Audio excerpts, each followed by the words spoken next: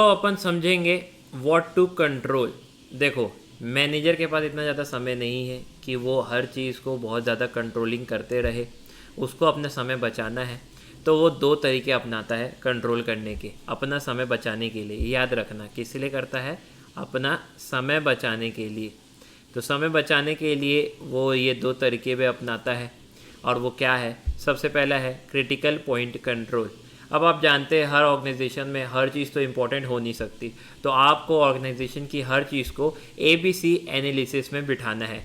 ए यानी कि ऐसी चीज़ें जो सबसे ज़्यादा इम्पोर्टेंट है, VIMP जिसके चेंज होने से या अफेक्ट होने से पूरी ऑर्गेनाइजेशन के प्रॉफिट में अफेक्ट पड़ जाएगा। फिर B कैटेगरी जिसके होने नहीं होने से फ़र्क पड़ेगा, लेकिन बहुत ज़्यादा नहीं, ठीक ठाक फ़र्क पड़ेगा, तो इसको IMP कह सकता हूँ मैं। और C कैटेगरी में चीज़ों को डालना जो बहुत कम इम्पॉर्टेंट है या फिर इम्पॉर्टेंट नहीं है। अब आप खुद दिमाग दौड़ाओ। अब आप अगर मैनेजर हो तो आप किसके ऊपर सबसे ज़्यादा कंट्रोल लगाओगे, यानी ऐसा कौन सा एरिया जिसमें आपको गड़बड़ नहीं चाहिए, सारे काम अप टू डेट फिनिश होते हुए चाहिए, उसमें गड़बड़ियाँ नहीं चाहिए। जाहिर सी बात है ऐसी चीज़ें जो आप एक कैटेगरी में डालो। आप एक ज्वेलर हो ऐसा मान के चलो, मान लेते हैं आपकी ज्वेलरी की शॉप है और ज्वेलरी की शॉप में टोटल जो है 100 करोड़ के हमारे पास ज्वेलर्स पड़े हुए हैं। अब मान लेते हैं कि उसमें से जो है 70 करोड़ ये जो है डायमंड पड़ा हुआ है, तो एक कैटेगरी में डाल देता हूँ मैं। 25 करोड़ के गोल्ड पड़े हुए हैं तो उसको मैं B कैटेगरी में डाल देता हूँ। और 5 करोड़ के सिल्वर पड़े हुए हैं तो उसको मैं C कैटेगरी में डाल देता हूँ। तो इस प्रकार से मैंने A, B और C 3 कैटेगरी बना दी। अब आप बताइए सबसे ज़्यादा ध्यान आप किस पे करेंगे, यानी क्या चीज़ अफेक्ट हो जाए जो आपको बर्दाश्त ही नहीं होगी।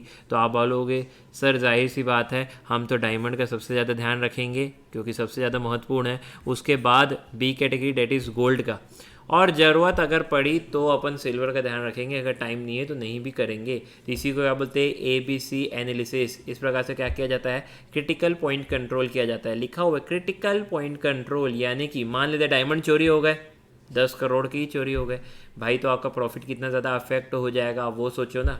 तो सबसे ज़्यादा ज़रूरी चीज़ क्या है, डायमंड, इसलिए अपन ने उसको एक कैटेगरी में डाल के रखा है। तो सबसे क्रिटिकल पॉइंट क्या है हमारे ऑर्गेनाइजेशन का, डायमंड को सुरक्षित रखना, उसमें चोरी नहीं चलेगी, उसमें ज़रा भी गलतियाँ नहीं चलेगी। तो क्रिटिकल पॉइंट कंट्रोल नाम सजेस्ट करता है ऐसा एरिया, ऐसा की एरिया जो सबसे ज़्यादा इम्पॉर्टेंट है, जिसके चेंज होने से आपके ऑर्गेनाइजेशन का प्रॉफिट और लॉस बहुत ज़्यादा अफेक्ट हो जाता है। सिर्फ उस एरिया पे अपन कंट्रोल लगाएंगे तगड़ा वाला, बाकियों में अगर नहीं भी लगाए तो चलेगा।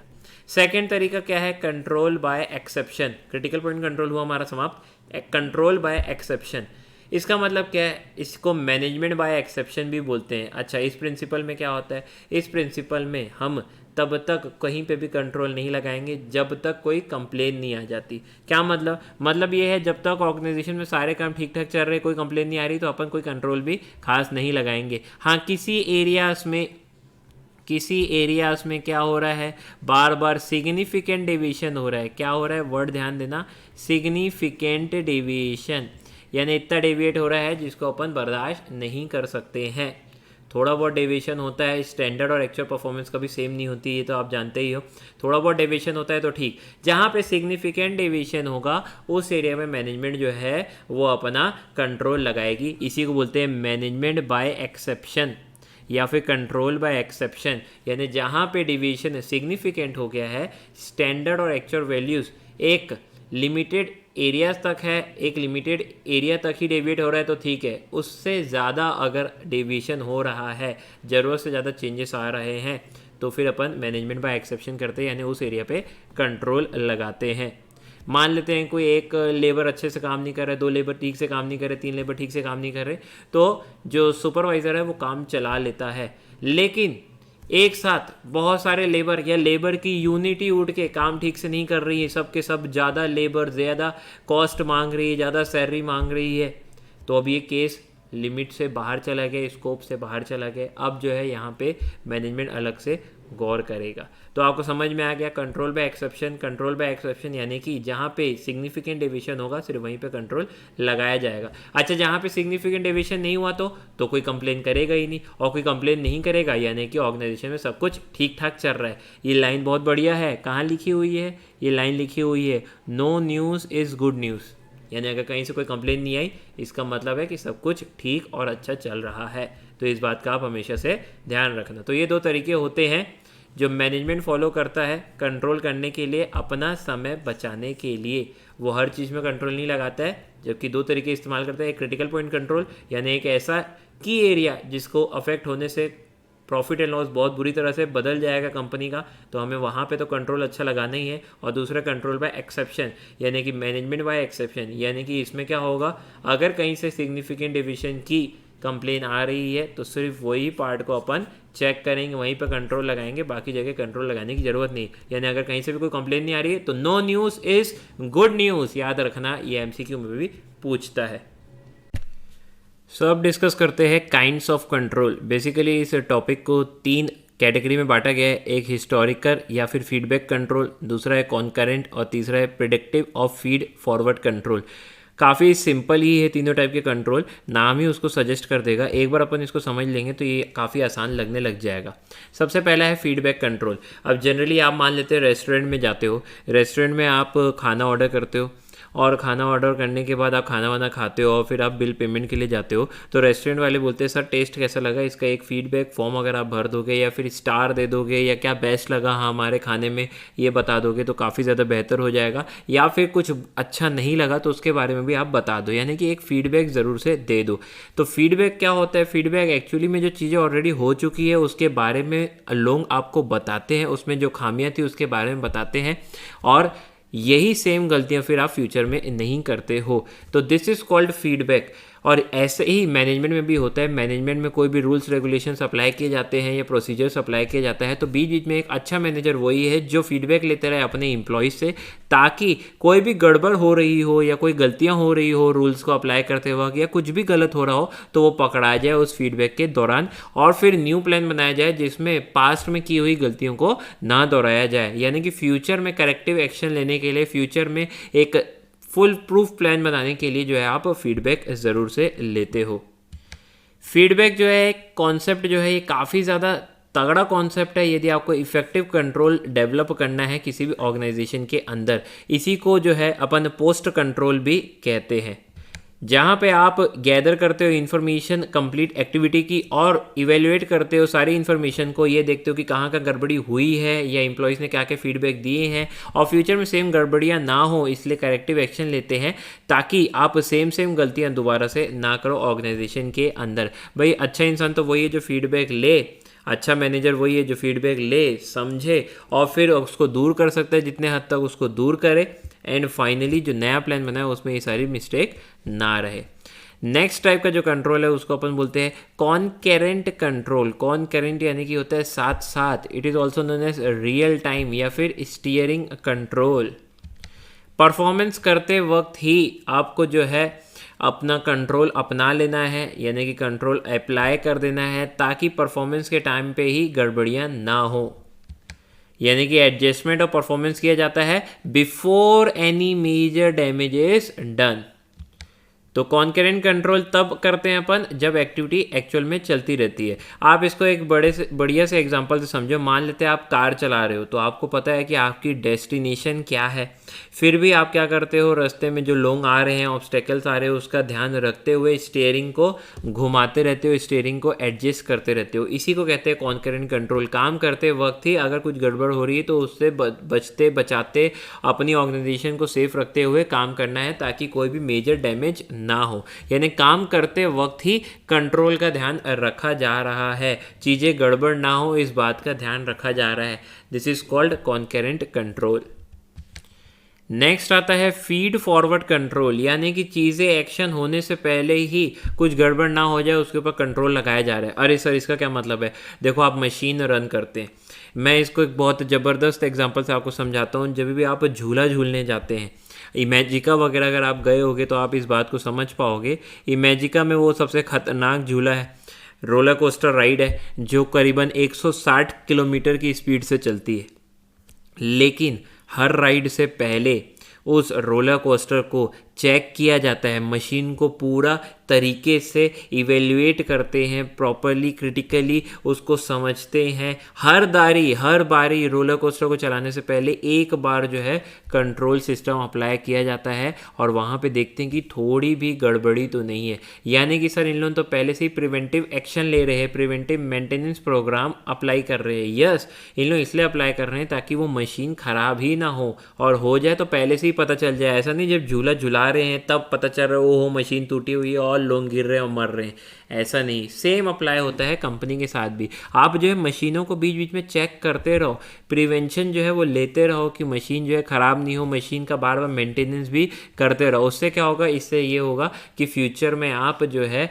मशीन को ब्रेकडाउन को बचा पाओगे। तो इस टाइप के कंट्रोल को बोलते हैं फीड फॉरवर्ड कंट्रोल, जहाँ पे एक्शन होने से पहले, मशीन को इस्तेमाल करने से पहले आप उसका एक बार मेंटेनेंस करवाते जा रहे हैं ताकि वो फ्यूचर में ख़राब ही ना हो। This is called feed forward control. तीनों को अलग अलग एग्जाम्पल से मैंने आपको समझाया है, उस एग्जाम्पल को आप अच्छे से ध्यान में रखना ताकि आप जब रिवाइज करोगे सारे कॉन्सेप्ट को तो वो जो आपका नोट्स है वो हेल्प करेगा आपको फास्ट रिवीजन करने के लिए। नाउ अपन स्टार्ट करेंगे prerequisites of an effective control system. यानी अगर कंट्रोल सिस्टम को आपको इफेक्टिव बनाना है तो कौन कौन सी चीज़ों की पहले आवश्यकता है, कौन कौन सी रिक्वायरमेंट आपको फुलफिल करनी चाहिए तो कि आपका कंट्रोल सिस्टम जो है इफेक्टिव बन जाए। अब काफ़ी सिंपल छोटे छोटे पॉइंट्स दिए हुए हैं इसमें, इसको अपन डिस्कस करते हैं। जिस टाइप का आप फंक्शन परफॉर्म कर रहे हो वो मैच होना चाहिए सिस्टम ऑफ कंट्रोल से, यानी आप किस लेवल का कंट्रोल लगा रहे हो, किस लेवल ऑफ फंक्शन में वो मैच करना चाहिए। प्लानिंग फंक्शन के लिए अलग टाइप का कंट्रोल, ऑर्गेनाइजिंग के लिए अलग टाइप का कंट्रोल, स्टाफिंग के लिए अलग टाइप का कंट्रोल, डायरेक्टिंग के लिए अलग टाइप का कंट्रोल। यानी फंक्शन को जो सूटेबल लगे, जो फंक्शन के लिए सूटेबल हो, उस टाइप का कंट्रोल हमें लगाना चाहिए।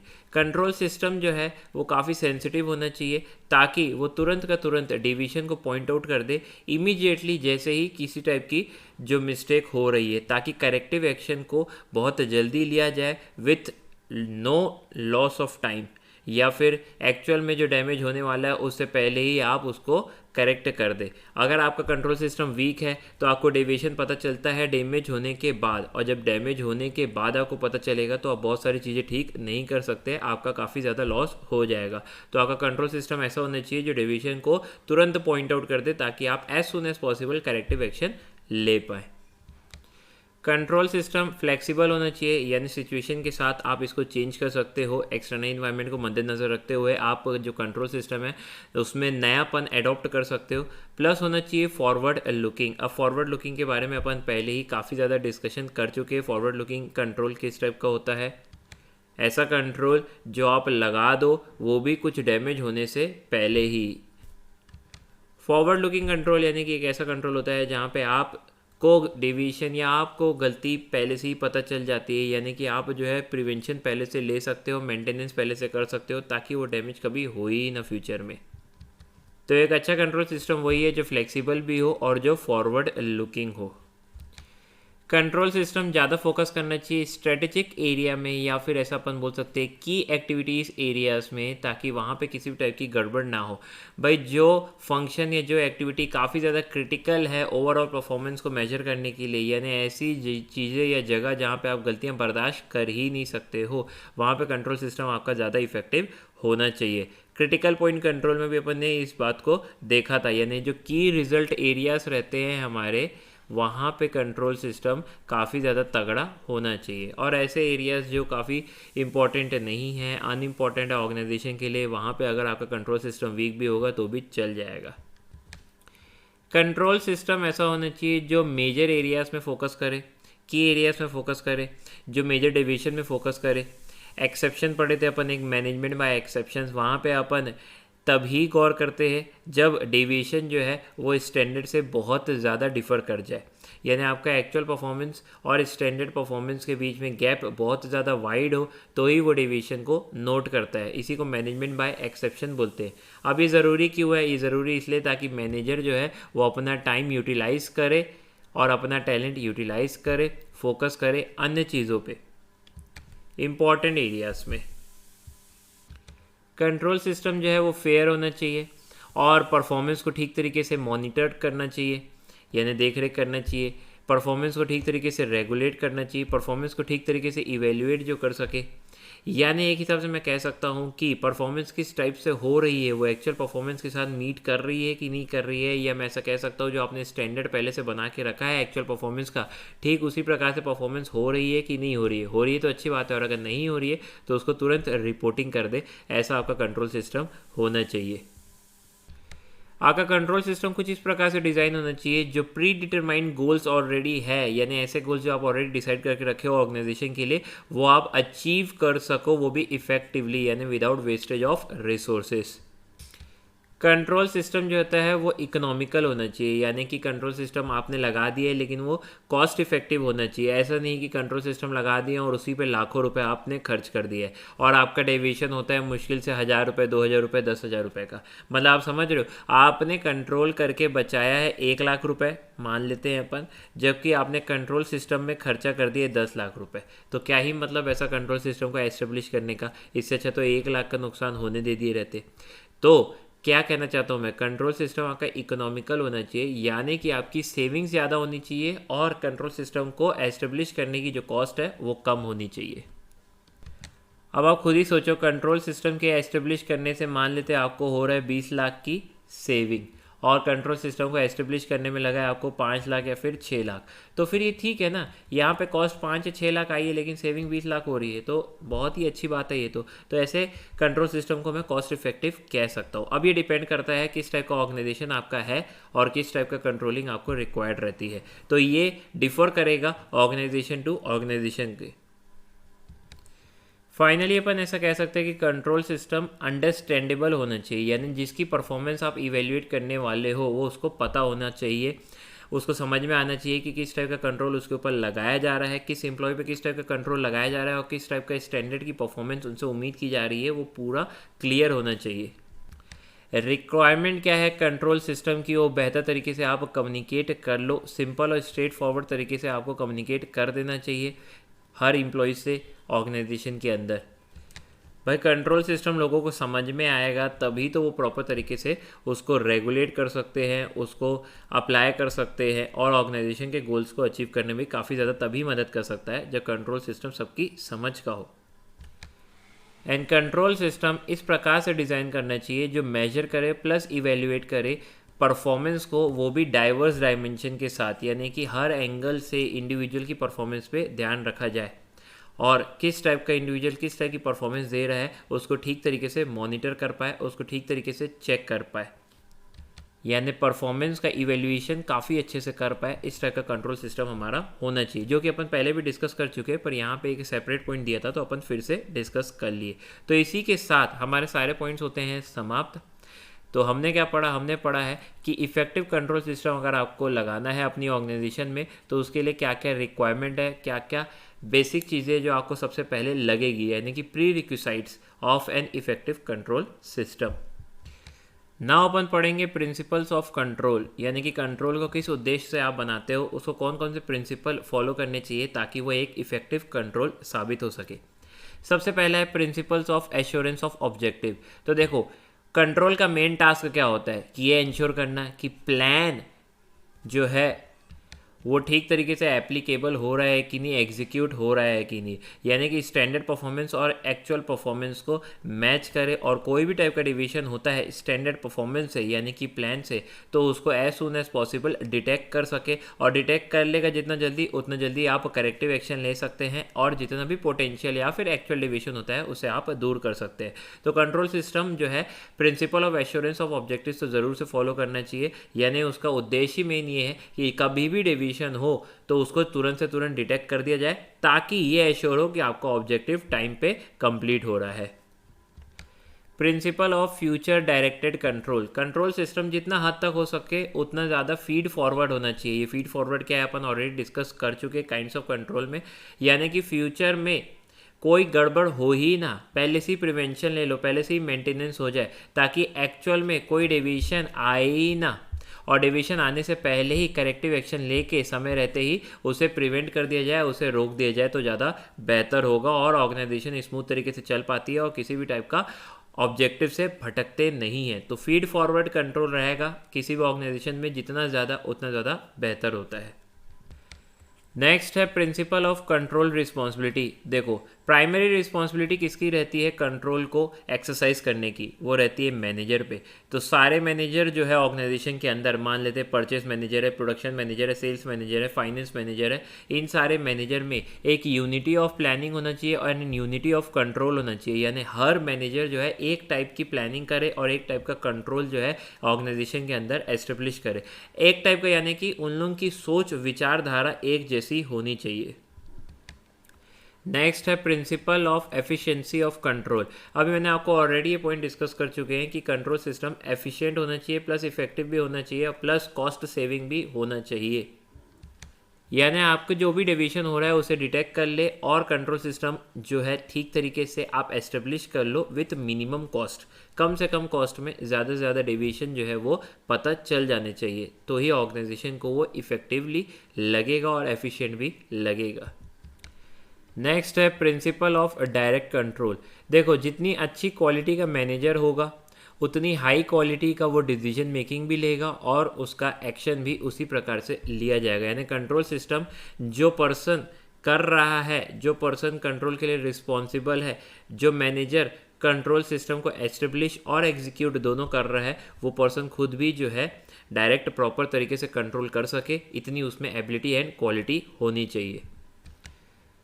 Principle of reflection of plans. जितने ज़्यादा प्लान क्लियर होंगे, कंप्लीट होंगे और इंटीग्रेटेड होंगे उतना ज़्यादा कंट्रोल सिस्टम ज़्यादा इफेक्टिव हो पाएगा। भाई कंट्रोल सिस्टम भी ऐसा डिज़ाइन किया जाएगा जो प्लान को फुलफिल करने में मदद करे।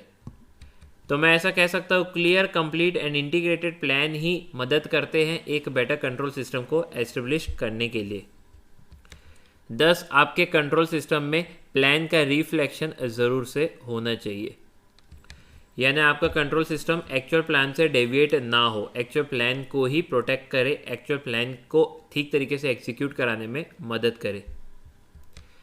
नेक्स्ट है प्रिंसिपल ऑफ ऑर्गेनाइजेशनल सूटेबिलिटी। देखो ऑर्गेनाइजेशनल स्ट्रक्चर जो है वो क्लियर होना चाहिए। यानी टॉप लेवल मैनेजमेंट में कौन है, मिडिल लेवल में कौन है, लोअर लेवल में कौन है, हर लेवल में सुपीरियर कौन रहेगा, हर लेवल में सबऑर्डिनेट कौन रहेगा, ये एकदम तरीके से क्लियर होना चाहिए। इससे क्या है रिस्पॉन्सिबिलिटी आप काफ़ी अच्छे से रेस्ट कर सकते हो अपने एम्प्लॉयज़ पे, यानी कि कौन से काम के लिए कौन रिस्पॉन्सिबल है ये आप देख सकते हो। प्लस आप कंट्रोल सिस्टम भी सूटेबल आप तभी डिज़ाइन कर सकते हो जब पता रहेगा कि इस कंट्रोल सिस्टम को एग्जीक्यूट कौन करेगा, डेविएशन मिलने पर किसकी रिस्पॉन्सिबिलिटी रहेगी कि इन डेविएशन को दूर करे और जिसने गलती की है उसको ठीक तरीके से पिन पॉइंट करे, यानी कि बता सके कि किसकी वजह से ये गलतियां हो रही है और किसे करेक्टिव एक्शन लेना है। नेक्स्ट है principle of individuality of controls. यानी हर इंडिविजुअल के पास, हर मैनेजर के पास कंप्लीट इन्फॉर्मेशन रहनी चाहिए कि कौन कौन से कंट्रोल उसके हाथ में है, कितना पावर उसके हाथ में है। जितना उसको ज़्यादा क्लियर रहेगा उतना अच्छी तरीके से वो उस पावर का यूटिलाइज कर सकता है और इफेक्टिवली कंट्रोल कर सकता है। नेक्स्ट है प्रिंसिपल ऑफ स्टैंडर्ड। देखो कंट्रोल में आप करते क्या हो, जनरली आप ये देखते हो कि actual performance versus standard performance. आप स्टैंडर्ड परफॉर्मेंस को बनाते हो प्लानिंग के टाइम में और जब एक्चुअल में वो काम होता है तो उससे कंपेयर करते हो और फिर देखते हो कि एक्चुअल परफॉर्मेंस स्टैंडर्ड परफॉर्मेंस से कितना डेविएट हो गया। डेविएट नहीं हुआ है तो बहुत अच्छी बात है और अगर डेविएट हो गया है तो कारण जानने की आप कोशिश करते हो। तो जो आपका स्टैंडर्ड रहता है ना वो काफ़ी ज़्यादा एक्यूरेट होना चाहिए। स्टैंडर्ड एक्यूरेट रहे, सूटेबल रहे एंड ऑब्जेक्टिव रहे, यानी आपके ऑर्गेनाइजेशन के गोल्स को फुलफिल कर सके। स्पेसिफिक इन नेचर होना चाहिए प्लस सिंपल रहना चाहिए, यानी टू द पॉइंट रहना चाहिए। स्टैंडर्ड परफॉर्मेंस बहुत घुमा फिरा के नहीं देना चाहिए, टू द पॉइंट रहना चाहिए। जैसे फॉर एग्जांपल एक लेबर को एक दिन में 10 प्रोडक्ट जो है कम से कम पैकेजिंग करनी है, तो यहाँ पे 10 product in terms of quantity direct specify किया है कि स्टैंडर्ड क्या है। और जितना अच्छा स्टैंडर्ड क्लियर रहेगा, विजिबल रहेगा, स्पेसिफिक रहेगा, सिंपल रहेगा, उतना अच्छे से आप कंट्रोल सिस्टम एस्टेब्लिश कर सकते हो। जैसे कि हमने बोल दिया कि 10 प्रोडक्ट डेली कम से कम हर लेबर को पैकेजिंग करनी है और उसने एक्चुअल में किया 8, तो ये डायरेक्ट बता देता है कि 2 जो प्रोडक्ट है वो कम पैकेजिंग किए गए हैं, ज़रूर से कोई ना कोई वहाँ पे गड़बड़ हुई होगी, क्योंकि यहाँ पे स्टैंडर्ड 10 प्रोडक्ट का बना हुआ है और ये जो स्टैंडर्ड है काफ़ी ज़्यादा स्पेसिफिक है एंड टू द पॉइंट है। और सोचो अगर आपका स्टैंडर्ड ऐसे होता कि हर लेबर को अच्छे से परफॉर्म करना है, बस अच्छे से ही लिखा है, तो उसने 8 प्रोडक्ट भी अच्छे से पैक किया, तो वहाँ पे आप डेविएशन ठीक तरीके से ढूंढ नहीं पाओगे। जब आपका डेविएशन क्वांटिफाइड रहता है, सिंपल रहता है, स्पेसिफिक रहता है, तो उतना अच्छा कंट्रोल भी आप एस्टेब्लिश कर सकते हो। Principle of critical point control, तो इस बात को तो ध्यान रखना, जो की एरियाज रहते हैं ऑर्गेनाइजेशन के, वहाँ पे कंट्रोल सिस्टम काफ़ी ज़्यादा इफेक्टिव होना चाहिए। मैनेजर को भी फोकस करना चाहिए उन एरियाज़ पे जो काफ़ी ज़्यादा इंपॉर्टेंट है, काफ़ी ज़्यादा रिजल्ट ओरिएंटेड रहते हैं ऑर्गेनाइजेशन के अंदर। ये चीज़ अपन बहुत ज़्यादा डिस्कस कर चुके हैं। तो आपका कंट्रोल सिस्टम भी ज़्यादा इफेक्टिव होना चाहिए, ज़्यादा तगड़ा होना चाहिए की रिजल्ट एरियाज़ के ऊपर। की रिजल्ट एरियाज में किसी भी टाइप का डेविएशन देखने को नहीं मिलना चाहिए, और जैसे ही डेविएशन आए तो आपका कंट्रोल सिस्टम बहुत जल्दी से पिन पॉइंट कर दे ताकि करेक्टिव एक्शन को लिया जा सके।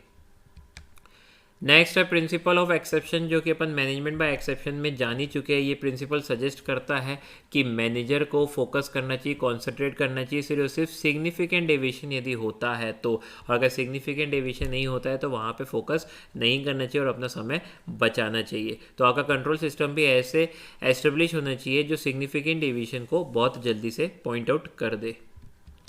Principal of flexibility of control, फिर से वही बात, आपका जो कंट्रोल सिस्टम है वो फ्लेक्सिबल होना चाहिए। देखो एक्सटर्नल इन्वायरमेंट बहुत तेज़ी से चेंज होता है, उसके कारण आप प्लानिंग भी बहुत तेज़ी से चेंज करते हो, और जो कि आपकी प्लानिंग ही फ्लेक्सिबल है, और प्लानिंग को इफेक्टिव बनाने के लिए आपका कंट्रोल भी फ्लेक्सिबल ही होना चाहिए। या प्लान बदलते जा रहे हो और आप कंट्रोल नहीं बदल रहे हो तो कैसे ऑर्गेनाइजेशन में आप अचीव कर सकते हो अपने गोल्स को। 10 मैं कह सकता हूँ कि कंट्रोल भी डायनेमिक इन नेचर होना चाहिए। डायनेमिक यानी जो परिस्थिति को मद्देनजर रखते हुए अपने आप को चेंज कर पाए। Then finally principle of action, भाई कंट्रोल तो तभी जस्टिफाइड हो पाएगा जब जैसे ही डेविएशन मिला है तो आप प्रॉपर प्लानिंग करो, प्रॉपर ऑर्गेनाइजिंग करो, प्रॉपर स्टाफिंग करो, प्रॉपर लीडिंग करो, जो भी काम करने को रहता है वो सब करो ताकि डेविएशन को दूर किया जाए। अब आपने कंट्रोल सिस्टम एस्टेब्लिश कर दिया है, डेविएशन पता भी चल गया, लेकिन डेविएशन पता चलने के बाद आप उसको दूर करने की कोई कोशिश नहीं करते हो, बस डेविएशन पता चल गया काम खत्म ऐसा करते हो, तो क्या ही मतलब है फिर कंट्रोल सिस्टम को एस्टेब्लिश करने का। तो प्रिंसिपल ऑफ एक्शन ये कहता है कि कंट्रोल तभी जस्टिफिएबल होगा जब डेविएशन को दूर करने के लिए प्रॉपर एक्शन एक्चुअल में लिया जाए, वो भी हर टाइप के मैनेजर के द्वारा। यानी यहाँ पे मैनेजर में क्या रहनी चाहिए, यूनिटी रहनी चाहिए। हर मैनेजर मतलब का ये मतलब है कि ऑर्गेनाइजेशन के अंदर जितने भी मैनेजमेंट के पॉइंट है, यानी top level management, middle level management या लोअर लेवल मैनेजमेंट, या अगर डिपार्टमेंट वाइज देखें तो purchase manager, production manager, sales manager, finance manager, ये सब डेविएशन के ऊपर फोकस करके तुरंत से तुरंत एक्शन लेके डेविएशन को दूर करने की कोशिश करे। सिर्फ परचेस मैनेजर ही डेविएशन को दूर करता है, प्रोडक्शन, सेल्स और फाइनेंस वाला नहीं करता है, तो प्रॉब्लम वहीं की वहीं खड़ी हुई है और वो प्रॉब्लम हट नहीं रही है, ऑर्गेनाइजेशन को नुकसान पे नुकसान हो जा रहा है, तो कोई भी मतलब नहीं निकल के आएगा आपको कंट्रोल सिस्टम को एस्टेब्लिश करने का। तो हर टाइप के मैनेजर सूटेबल एक्शन ले ताकि डेविएशन ऑर्गेनाइजेशन में देखने को ना मिले, और जैसे ही मिले तो उसे बहुत जल्दी से दूर कर दिया जाए। तो ये सारे प्रिंसिपल्स ऑफ कंट्रोल अपन ने पढ़ लिए हैं। ये सारे प्रिंसिपल होने से कोई भी कंट्रोल सिस्टम बहुत ज़्यादा एस्टेब्लिश जो आप करते हैं वो बहुत अच्छी तरीके से इफ़ेक्टिव और एफिशिएंट दोनों ही हो सकता है। एंड आपको कंट्रोल करते वक्त इन सारे प्रिंसिपल्स का ध्यान ज़रूर रखना चाहिए। कंट्रोल सिस्टम को एस्टेब्लिश करते वक्त, एग्जीक्यूट करते वक्त, इम्प्लीमेंट करते वक्त आपको ये सारे प्रिंसिपल का ध्यान रखना चाहिए, तभी आप एक अच्छे मैनेजर कहलाओगे। सो नाउ अपन स्टार्ट करेंगे टेक्निक्स ऑफ कंट्रोल। देखो मैनेजर अलग अलग मेथड का इस्तेमाल कर सकता है, अलग अलग सिस्टम का इस्तेमाल कर सकता है कंट्रोल को एक्सरसाइज करने के लिए at different levels. Different levels यानी कि टॉप लेवल मैनेजमेंट हो, मिडिल लेवल हो, लोअर लेवल हो, या फिर लेबर के ऊपर आप कंट्रोल सिस्टम एग्जीक्यूट कर रहे हो, अप्लाई कर रहे हो, एक्सरसाइज कर रहे हो। तो नाउ अपन यही सारे टूल्स या मैकेनिज़्म जो फॉलो करता है मैनेजर उसको पढ़ेंगे ताकि वो ठीक तरीके से कंट्रोल कर पाए। तो उसमें सबसे पहले आता है बजटरी कंट्रोल। अभी बजटरी कंट्रोल क्या होता है उसको समझने के लिए अपने को सबसे पहले बजट समझना पड़ेगा। बजट का मतलब होता है कि एक स्टेटमेंट जहाँ पे आप क्वांटिफाई करते हैं चीज़ों को, यानी कि आपका कितना खर्चा लगने वाला है, कौन कौन सी एक्टिविटी आपको करनी है, कितने समय तक करनी है, कितना आपका टोटल इनकम होगा, कितना आपका टोटल एक्सपेंडिचर हो सकता है एंड कितना आपका टोटल प्रॉफिट होगा। इन सब को एक अनुमान लगाना, एस्टिमेट लगाने को बजट बनाना बोलते हैं। बहुत सारे मिडिल क्लास फैमिली है जैसे कि वो महीने की इनकम उनको मिलती है तो पूरे महीने में कितना खर्चा करेंगे उसका एक बजट बना देते हैं, उसको एक सिंपल हाउस होल्ड बजट बोलते हैं। उसी प्रकार से आप बजट बना सकते हैं कोई भी नए प्रोजेक्ट को अंडरटेक करने से पहले, कोई भी प्रोजेक्ट को स्टार्ट करने से पहले। अब बजटरी कंट्रोल जो है वो यही चीज़ को दर्शाता है, पहले आपको बजट बना देना है और उसके हिसाब से कंट्रोल लगाना है, यानी कि आपने हर एरियाज़ के एक्सपेंडिचर नोट करके रख दिए हैं, कितना आपको मिनिमम इनकम होनी चाहिए ये भी आपने देख लिया है, कितना प्रॉफिट आपको होना चाहिए मिनिमम वो भी आपने पहले से नोट डाउन करके रख दिया है। अब एक्सपेंडिचर आपके बजट से ज़्यादा हो रहे तो वहाँ पे आपको कंट्रोल करना पड़ेगा, और अगर कम हो रहे हैं तो ये बहुत अच्छी बात हो जाती है। जितना आपने बजट के अनुसार इनकम और प्रॉफिट सोचा था उतना हो रहा है तो ठीक, नहीं हो रहा है तो कहाँ पे गड़बड़ी हो रही है वहाँ पे आपको कंट्रोल प्रॉपर तरीके से लगाना पड़ेगा। यानी कि मैं एक हिसाब से कह सकता हूँ कि budget as a control device या टूल काम करेगा, जहाँ जहाँ बजट से भटकोगे वहाँ वहाँ वो आपको बता देगा और अब वहाँ पर आप प्रॉपर तरीके से कंट्रोल लगा सकते हो। तो essential elements of budgetary control क्या क्या है वो अपन पढ़ने वाले हैं। सबसे पहले एंटरप्राइज के गोल्स को बहुत अच्छी तरीके से डिस्क्राइब करता है बजट, प्लस सब गोल्स को भी करता है। सब गोल्स का मतलब है कि सेल्स डिपार्टमेंट क्या करेगा, मार्केट डिपार्टमेंट क्या करेगा, परचेज डिपार्टमेंट क्या करेगा, प्रोडक्शन डिपार्टमेंट क्या करेगा, इनके स्टैंडर्ड ऑफ परफॉर्मेंस को भी पहले से ही तय करके रख देता है, और इन लोग टाइम पे टारगेट कंप्लीट कर रहे हैं कि नहीं कर रहे हैं उसको भी ध्यान में रखता है। कितनी वॉल्यूम ऑफ रिसोर्सेज रिक्वायर्ड है गोल्स को अचीव करने के लिए, ये इसका ध्यान भी बजट में रखा जाता है, यानी कितने पैसे चाहिए या कितना मटेरियल, रॉ मटेरियल चाहिए, कितने लेबर चाहिए, कितना इक्विपमेंट चाहिए, कितना टाइम लगेगा एंड एक्सेट्रा, ये सारी चीज़ों का ध्यान रखता है। किस एक्टिविटीज़ के लिए कितना रिसोर्स को खरीदना चाहिए और कितना रिसोर्स को एलोकेट करना चाहिए ये भी अपन बजट में तय कर देते हैं। एक्टिविटीज़ को परफॉर्म करने के लिए, स्टैंडर्ड को मीट करने के लिए प्लान परफॉर्मेंस ठीक से हो रही है कि नहीं हो रही है इसको देखने के लिए, प्रॉपर तरीके से एग्जीक्यूट करने के लिए आपको अथॉरिटी कितनी देनी पड़ेगी और कितनी रिस्पॉन्सिबिलिटी एंड अकाउंटेबिलिटी देनी पड़ेगी, फिक्सअप करनी पड़ेगी एम्प्लॉयज़ के ऊपर, ये सारी चीज़ें भी अपन बजट में ही देख लेते हैं, बजट के टाइम ही बना लेते हैं। एप्रोप्रिएट सिस्टम एस्टेब्लिश करते हैं ताकि हर एक्टिविटी को ठीक तरीके से मॉनिटर कर पाए, देख सके, ऑब्जर्व कर सके, मेजर कर पाए, इवेल्युएट कर पाए, यानी कितना हद तक आपने सही किया है, कितना हद तक आप डिविएट हो गए हो, ये सारी चीज़ें प्रॉपर तरीके से आपको पता चल जाए, वो भी कंटिन्यूस बेसिस में। इस टाइप का सिस्टम अपने को अप्लाई करना चाहिए, इस टाइप का सिस्टम अपने को एस्टेब्लिश करना चाहिए। तो एक बजटरी कंट्रोल के अंदर ये सारी चीज़ें आनी चाहिए, ये सारी चीज़ें आएंगी, ये पांचों पॉइंट आएंगे तो बजटरी कंट्रोल इफेक्टिव हो पाएगा, अदरवाइज नहीं हो पाएगा। नेक्स्ट टूल जो इसका आप इस्तेमाल कर सकते हो प्रॉपर कंट्रोल करने के लिए वो है आपका फाइनेंशियल स्टेटमेंट, आपका profit and loss account and आपकी बैलेंस शीट। तो आप क्या कर सकते हो, मान लेते हैं इस प्रॉफिट एंड लॉस में आपका आया है 20 लाख रुपए का प्रॉफिट, लास्ट ईयर था आपको 25 लाख रुपए का प्रॉफिट, तो आपको समझ में आ गया कि 5 लाख का प्रॉफिट आपको कम हुआ है, तो उसका कारण आप जानना स्टार्ट कर दो। तो फाइनेंशियल स्टेटमेंट भी मदद करता है प्रॉपर तरीके से कंट्रोल लगाने में, जब आप उसको कंपेयर करते हो लास्ट ईयर के डेटा से या उसके पहले के डेटा से, तो कंपेरिजन के लिए काफ़ी अच्छा है, और कहाँ पर आप डिविएशन हुआ है वो बहुत ईजिली तरीके से मिल जाता है। तो आपको समझ में आ जाएगा जब प्रॉफिट एंड लॉस अकाउंट देखोगे तो पिछले साल कितना एक्सपेंडिचर किए, इस साल कितना एक्सपेंडिचर किए, किस एरियाज़ पे ज़्यादा एक्सपेंडिचर लगा है, किस एरियाज़ में कम एक्सपेंडिचर लगा है, वो सारी चीज़ें आप बड़ी आसानी से देख सकते हो। और जहाँ पे एक्स्ट्रा एक्सपेंडिचर खर्च हो गया है या गलतियाँ हो गई है वो डेविएशन आपको बहुत आराम से मिल जाएगा और उसको आप ठीक तरीके से दूर कर सकते हो। और यहाँ तक भी नहीं बल्कि फाइनेंशियल स्टेटमेंट जो है वो मदद करता है प्रोजेक्टेड फाइनेंशियल स्टेटमेंट को बनाने के लिए, यानी नेक्स्ट ईयर आपको कितना खर्चा करना चाहिए, नेक्स्ट ईयर आपका कितना खर्चा होगा, क्या आपके प्लानिंग रहेंगे, उस चीज़ों को आप अच्छे से फोरकास्ट कर सकते हैं, आप फ्यूचर एस्टिमेट निकाल सकते हैं। तो आपके पास करंट ईयर का फाइनेंशियल स्टेटमेंट है, लास्ट ईयर का फाइनेंशियल स्टेटमेंट है, उसके बेसिस में आप फ्यूचर के फाइनेंशियल स्टेटमेंट को बना के दे सकते हैं। अब आप बोलोगे सर फ्यूचर का फाइनेंशियल स्टेटमेंट क्यों बनाना है, तो बहुत बार कंपनी को लोन लेने के लिए फ्यूचर में उसको कितना प्रॉफिट होगा ये दिखाना पड़ता है, एस्टिमेटेड। अब एक्चुअल तो बता नहीं सकते ना, एक्चुअल तो लाइफ में क्या होगा वो कोई नहीं बता सकता है, लेकिन एस्टिमेटेड बताना पड़ता है। तो एस्टिमेशन कैसे निकाला जाए, तो जो ऑलरेडी हो चुका है, जो ऑलरेडी फाइनेंशियल स्टेटमेंट आपके प्रिपेयर्ड है उसके बेसिस में ही फ्यूचर के फाइनेंशियल स्टेटमेंट बनाए जाते हैं, ताकि कंपनी की क्रेडिट वर्दीनेस समझ में आए, कंपनी कितना कमा सकती है, इन शॉर्ट कंपनी की औकात समझ में आए, ताकि उसको बैंक को देने में आसानी हो लोन, उसको पता चल जाए ये लोन दे पाएगा कि नहीं दे पाएगा। अगर इसकी औकात है तो दे देगा, फाइनेंशियल स्टेटमेंट में दम नहीं है बिल्कुल भी तो बैंक भी मना कर देगा कि देखो भैया हम आपको लोन नहीं देंगे क्योंकि आपके फाइनेंशियल स्टेटमेंट में दम बिल्कुल भी नहीं है। नेक्स्ट आता है हमारा ब्रेक इवन एनालिसिस। अब ब्रेक इवन का क्या मतलब होता है सर? ब्रेक इवन का मतलब होता है एक ऐसा पॉइंट जहां पे आपका total revenue equals to total cost हो जाए। क्या बोला मैंने? Total revenue equal to total cost. इस पॉइंट को अपन बोलते हैं ब्रेक इवन पॉइंट। अब एक सिंपल से एग्जांपल लेते हैं अपन। मान लेते हैं कि आप जो है टेनिस बॉल खरीद के आए हो, तो 10 टेनिस बॉल आपने खरीद के आए 5 रुपये के हिसाब से, तो टोटल कॉस्ट आपका कितना पड़ा? 10 टेनिस बॉल इंटू 5 रुपये इक्वल टू 50 रुपये ही आपका टोटल कॉस्ट पड़ा है। और आपने तय कर दिया कि भाई मैं एक टेनिस बॉल को 10 रुपये में बेचूंगा। तो बताओ टोटल कॉस्ट को रिकवर करने के लिए आपको कितनी टेनिस बॉल बेचनी पड़ेगी? तो आप बोलोगे सर 50 टोटल कॉस्ट है, इसको अगर हमको रिकवर करना है तो 10 रुपये के हिसाब से हमें कम से कम 5 टेनिस बॉल बेचनी पड़ेगी। तो आप 5 टेनिस बॉल बेचोगे तो आपका टोटल रेवेन्यू भी 50 हो जाएगा, टोटल कॉस्ट भी 50 हो जाएगा।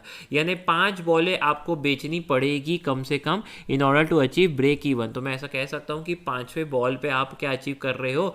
ब्रेक इवन अचीव कर रहे हो। तो सर 6वीं 7वीं 8वीं 9वीं 10वीं ये बॉलें जब हम बेचेंगे तो हमें सिर्फ प्रॉफिट होगा? यस, इसके बाद जितना आप बेचोगे उतना आपको प्रॉफिट ही होगा। तो ब्रेक इवन एनालिसिस जो है हमें मदद करती है प्रॉपर कंट्रोल लगाने में, कितना रेट में हमें प्रोडक्ट को बेचना चाहिए, कितनी कॉस्ट हमारी लगी है, इसको मद्देनजर रखते हुए अपन ब्रेक इवन को निकालते हैं। तो ये तो मैंने काफ़ी सिंपल सा एग्जांपल दे दिया है, इसमें सिर्फ वेरिएबल कॉस्ट ही है, यानी सिर्फ कॉस्ट ऑफ बॉल ही है। लेकिन अगर आप कोई प्रोजेक्ट को करते हैं तो उसमें फिक्स्ड कॉस्ट लगता है, डेट इज़ मशीन वगैरह लगती है, और आपको वेरिएबल कॉस्ट भी लगता है, डेट इज़ रॉ मटेरियल भी लगता है। तो उसको ध्यान में रख के आपको ब्रेक इवन निकालना पड़ता है, तो वो थोड़ा सा कॉम्प्लेक्स जॉब हो जाता है। तो ब्रेक इवन एनालिसिस हमें मदद करता है कि कितना एक्चुअल में मैं प्रोडक्ट को कम से कम बेच दूँ in order to achieve break even. कब मैं ब्रेक इवन हो जाऊंगा, यानी कि ऐसा पॉइंट जहाँ पे मेरे को कोई प्रॉफिट भी नहीं है, कोई लॉस भी नहीं है, उसके बाद मैं जितना बेचूंगा वो सिर्फ मेरा प्रॉफिट ही कहलाएगा। इसलिए ब्रेक इवन एनालिसिस को टूल ऑफ प्रॉफिट प्लानिंग भी कहा जाता है। थस मैं कह सकता हूँ कि ब्रेक इवन एनालिसिस दोनों का ही काम करता है, प्लानिंग का भी और कंट्रोलिंग का भी। यानी कंट्रोलिंग के टाइम पे भी ब्रेक इवन एनालिसिस की ज़रूरत है, ताकि आप जो है कम से कम मिनिमम प्रॉफिट तो अचीव कर पाओ, और प्लानिंग के टाइम पे भी आपको जो है ब्रेक इवन एनालिसिस की ज़रूरत है, ताकि आप प्रॉपर तरीके से प्रॉफिट को प्लान कर पाओ। कितना प्रॉफिट आपको कम से कम चाहिए ऑर्गेनाइजेशन को चलाने के लिए, उसको अगर आपको निकालना है तो आपको ब्रेक इवन एनालिसिस की स्टडी करनी ही पड़ेगी। नेक्स्ट टूल जो VIMP टूल है मैनेजर के लिए, वो है मैनेजमेंट इंफॉर्मेशन सिस्टम। अब मैनेजमेंट इंफॉर्मेशन सिस्टम क्या करता है? ये काफ़ी ज़्यादा मदद करता है मैनेजर के लिए प्लानिंग और कंट्रोलिंग दोनों ही करने के लिए, या फिर कोई भी ऑपरेशनल फंक्शन को करने के लिए। इसमें होता क्या है, जितनी भी इंफॉर्मेशन रहती है, डेटा रहता है, वो सबको आपका सॉफ्टवेयर स्टोर करके रखेगा और उन डेटा को कन्वर्ट करेगा समरी में। समरी आपको प्रोवाइड करेगा, ताकि जो बड़े बड़े मैनेजर्स हैं कंपनी के, उनके पास ज़्यादा टाइम नहीं रहता है, जैसे कि टॉप लेवल मैनेजर हो गए, इनके पास ज़्यादा टाइम नहीं रहता है, तो इनको सारी information in the form of summary जो है वो प्रोवाइड की जाती है। चाहे वो क्वांटिटेटिव समरी हो, यानी नंबर्स के फॉर्म में हो, चाहे वो क्वालिटेटिव समरी हो, यानी कि नॉन क्वांटिटेटिव हो। क्वालिटेटिव यानी कि कैसा बिहेवियर है एम्प्लॉयज़ का, कितने टाइम से हमारे यहाँ काम कर रहे हैं, ये सारी इन्फॉर्मेशन जो है इसमें रहती है। तो इससे क्या होता है, इससे ऑर्गेनाइजेशन के बारे में कंप्लीट इन्फॉर्मेशन कम समय के अंदर मिल जाती है, और जब भी सेम टाइप के इश्यूज़ वगैरह अराइज होते हैं ऑर्गेनाइजेशन में, तो पहले ऑर्गेनाइजेशन ने कैसे फैसले लेके इस इशू को सॉल्व किया था वो पता चल जाता है। तो सेम कॉपी पेस्ट इस बार भी अपन कर सकते हैं। या इसके अलावा आपको एक केस स्टडी टाइप का मिल जाता है कि लास्ट में हमने ये सारी गलतियाँ की थी, वो सारी गलतियाँ सेम इस बार नहीं करनी है।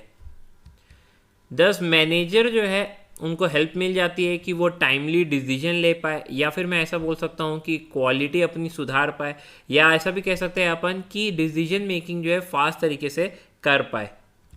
मैनेजर को काफ़ी ज़्यादा मदद मिलती है। मैनेजर की अलर्टनेस, मैनेजमेंट की अवेयरनेस, मैनेजमेंट का इंटेलिजेंस को बढ़ाने में ये ज़्यादा मदद करता है, क्योंकि सारी की सारी इन्फॉर्मेशन ये आपको सप्लाई करता है in the form of report.